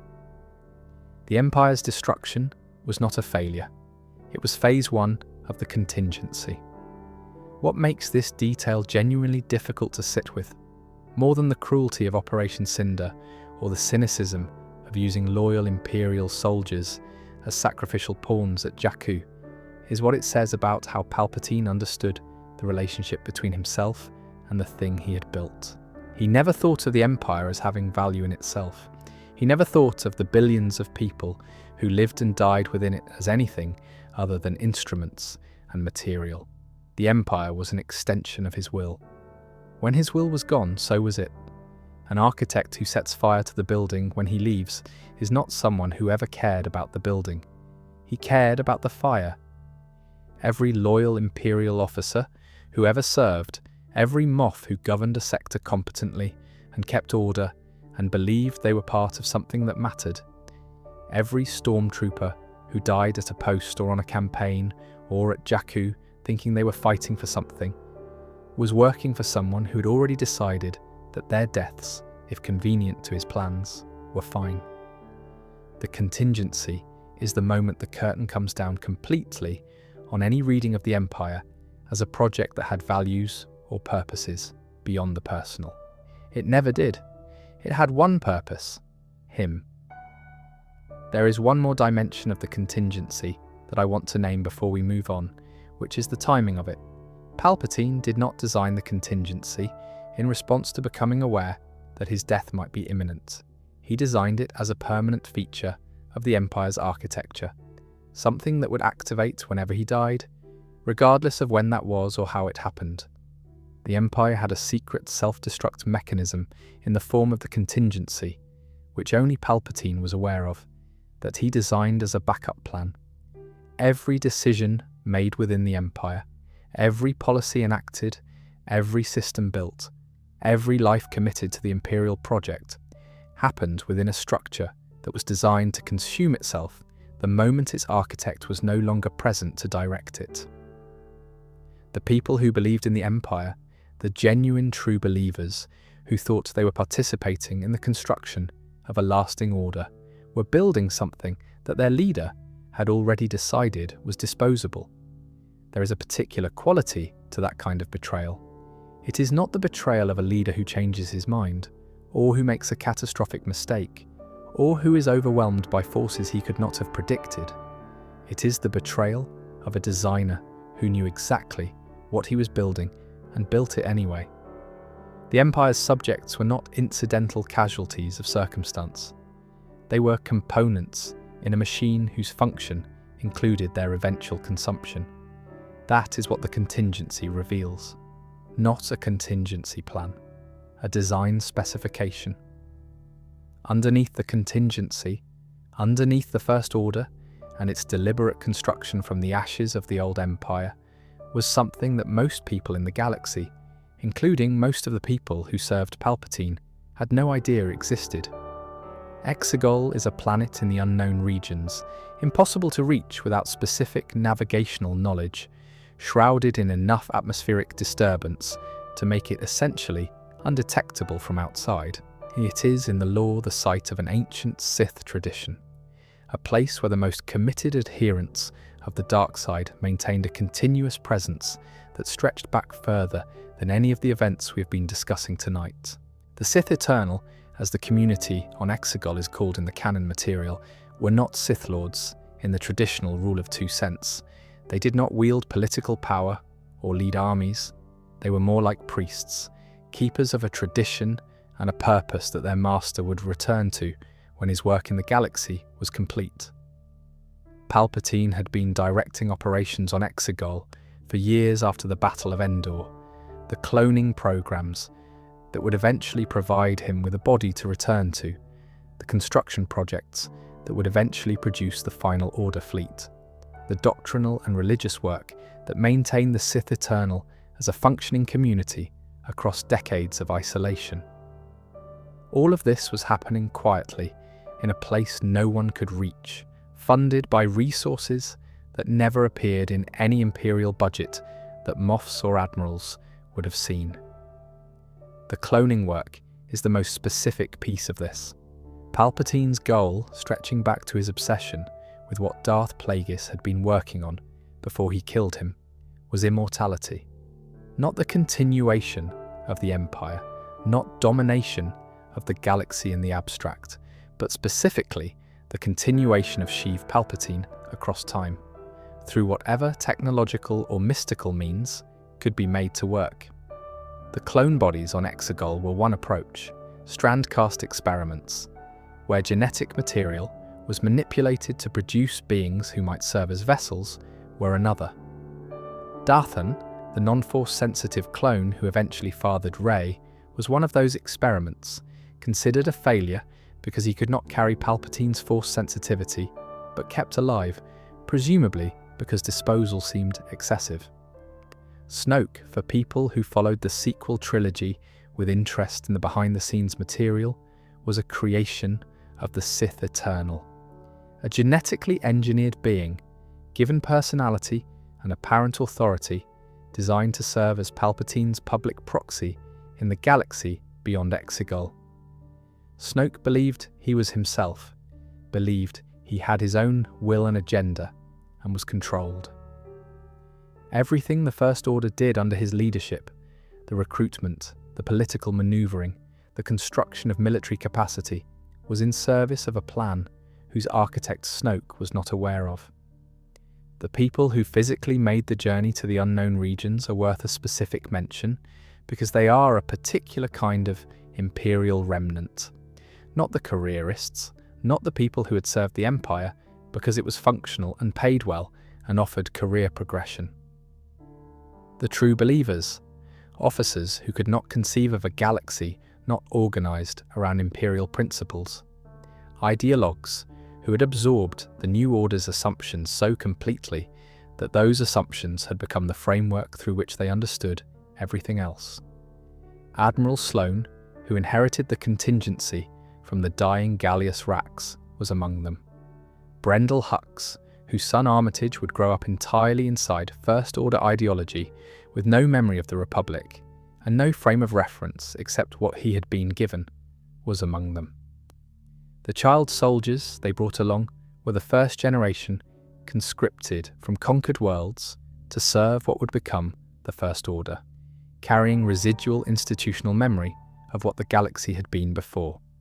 The contingency, in this reading, was not only Palpatine destroying the Empire out of spite, it was also a selection mechanism. By forcing the collapse and concentrating the remnant at Jakku to be consumed, he ensured that only the people who had understood and prepared survived in any meaningful form.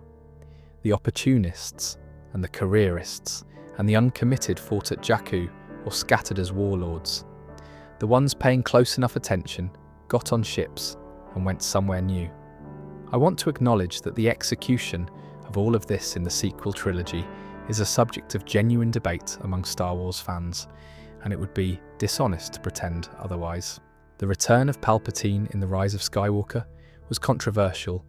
The mechanics of it were underexplained in ways that frustrated people who wanted coherence, and the general sense that the sequel trilogy did not have a fully developed plan for where it was going is widely shared. I have some sympathy with all of that.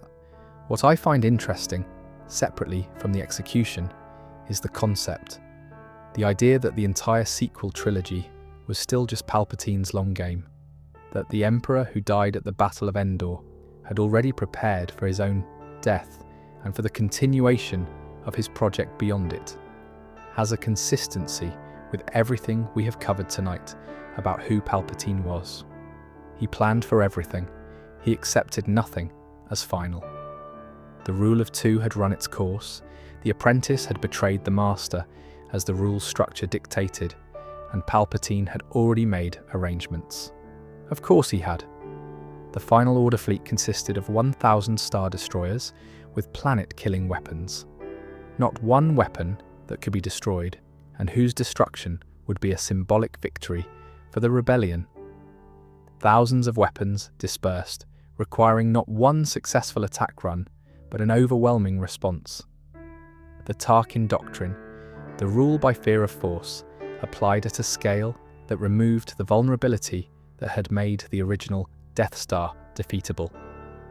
Whether or not you find the sequel trilogy satisfying as a piece of storytelling, the architecture of what it reveals about Palpatine's plan has a kind of coherence that I think is worth appreciating.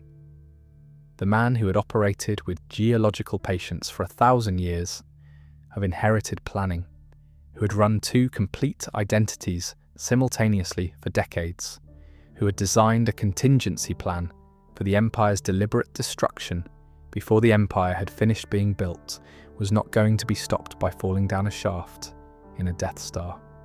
He had thought about this. He had planned. The fact that he was ultimately stopped by his own granddaughter, a being whose existence was itself an accident of his experiments, drawing on the strength of the Jedi tradition he had spent his entire life trying to destroy, has a quality of lore-level satisfaction that does not depend on the execution being perfect. The long game ended. It just took a very long time. The Sith Eternal as a community is something the lore has only partially developed, and I suspect there is more to be revealed about it in whatever material comes next. What we know is that they were trained warriors. They were a military force, people who had devoted their lives to maintaining the facilities on Exegol, the cloning laboratories, the construction yards, the shrines and traditions of a Sith practice that had gone underground rather than extinct. They believed in what they were doing with the specific fervour of people who have committed to a purpose they will never see completed in their lifetimes, and who have found meaning in that commitment. There is something almost monastic about the image of the Sith Eternal, as the lore presents them, which is a strange thing to say about dark side cultists building planet-killing weapons. But the parallel is there. People in an isolated community, dedicated to a tradition that the outside world believes dead, maintaining practices and preparing for a restoration that only they believe in. The Emperor on Exegol in his deteriorating clone body, with his loyal followers and his vast secret fleet, is not the triumphant image of Sith power. It is the image of something that has survived by becoming invisible. The rule of two taken to its ultimate conclusion. Not two Sith, but one, hidden so completely that the galaxy stopped looking. What was being built on Exegol was, in the end, the same thing the rule of two had always been building toward, a Sith galaxy, not the Empire, which was a republic with authoritarian management. A galaxy restructured at its foundations around the dark side's principles. That was the project Darth Bane had started and Palpatine was trying to complete. The First Order and the Sith Eternal and the Final Order fleet were not a recovery from failure. They were the last chapter of a very long book. That is a good place to let things settle for tonight, I think. We have covered a lot of ground. Darth Bane in the wreckage after Ruusan, deciding that the only path forward was through absolute patience and a willingness to tear down everything the Sith had been. Palpatine on Naboo, learning to be two people at once and becoming extraordinarily good at it. The Clone Wars as a stage production, where the director was also running both studios. The Night Order 66 happened, and what it felt like, in the lore, to be the institution, receiving the full weight of that plan finally landing. The nuts and bolts of how the Empire actually functioned as a government, with Moffs and an ISB and a holonet locked down against civilian use, Tarkin and his doctrine of fear, and the specific way that doctrine worked exactly once before it didn't. Darth Vader as an institution, as the Empire's visible fist, and the particular quality of what it meant to be the man inside that armour. The inquisitorious former Jedi turned into instruments of the Jedi's extermination. Thrawn, the single most improbable exception the Empire's own rules ever produced. What ordinary life looked like from inside the machine. The contingency, which is still the lore detail that sits most uneasily with me. And Exegol, and what was being prepared there while the Empire burned. I have not covered everything, not even close. The Legends post-Endor material, with its imperial warlords carving up remnants of the fleet into pocket empires and declaring themselves things like Supreme Warlord and Omnipotent Battle Leader, which are real titles that real Legends characters used without apparent irony, is its own rich and somewhat unhinged corner of the lore that deserves its own time. The specific history of the Death Star project, the people who built it, and the people who had reservations about it, and what happened to those reservations, would fill another evening comfortably. Thrawn's full Legends campaign in the year after Endor is one of the genuinely great Star Wars stories, and I have only gestured at him here. The deeper history of the Chiss ascendancy and what they knew about the unknown region's threats is something the more recent novels have only begun to develop. What I find myself thinking about, settling into the end of tonight, is the scale of the patience involved in all of this. The Sith had a plan that took 1,000 years. Palpatine had a plan inside that plan that took his entire adult life, and then a second plan for after his death, and then a third plan on Exegol for the long final act. At every stage, the people opposing him were responding to what was immediately visible while he was thinking several generations ahead. The galaxy beat him eventually. It took the entire Skywalker saga, and then some, but it got there. The lore of the Galactic Empire is many things, a study in authoritarianism, in how institutions built on genuine grievances can calcify into instruments of oppression. A meditation on the specific violence of a system that has convinced itself it is necessary. In its quieter corners, a collection of observations about what it actually feels like to live inside a government that has decided your life has a precise and limited value. And at its most granular level, specific people making specific decisions that add up to something with the texture of actual history, which is the quality that makes it worth this much time. There is also, running through all of it, the simple fact that the people who opposed it eventually won. Not cleanly, not without enormous cost, not without making their own mistakes and suffering their own losses, but the galaxy found its way through. The Jedi tradition that Palpatine tried to extinguish was not extinguished. The institutions he dismantled were, imperfectly and slowly and with great difficulty, rebuilt. The people he discarded as components turned out to have lives and choices and the capacity for resistance that he had not accounted for. The Empire fell. It took an awfully long time and an awfully large number of people, most of whose names we do not know, but it fell.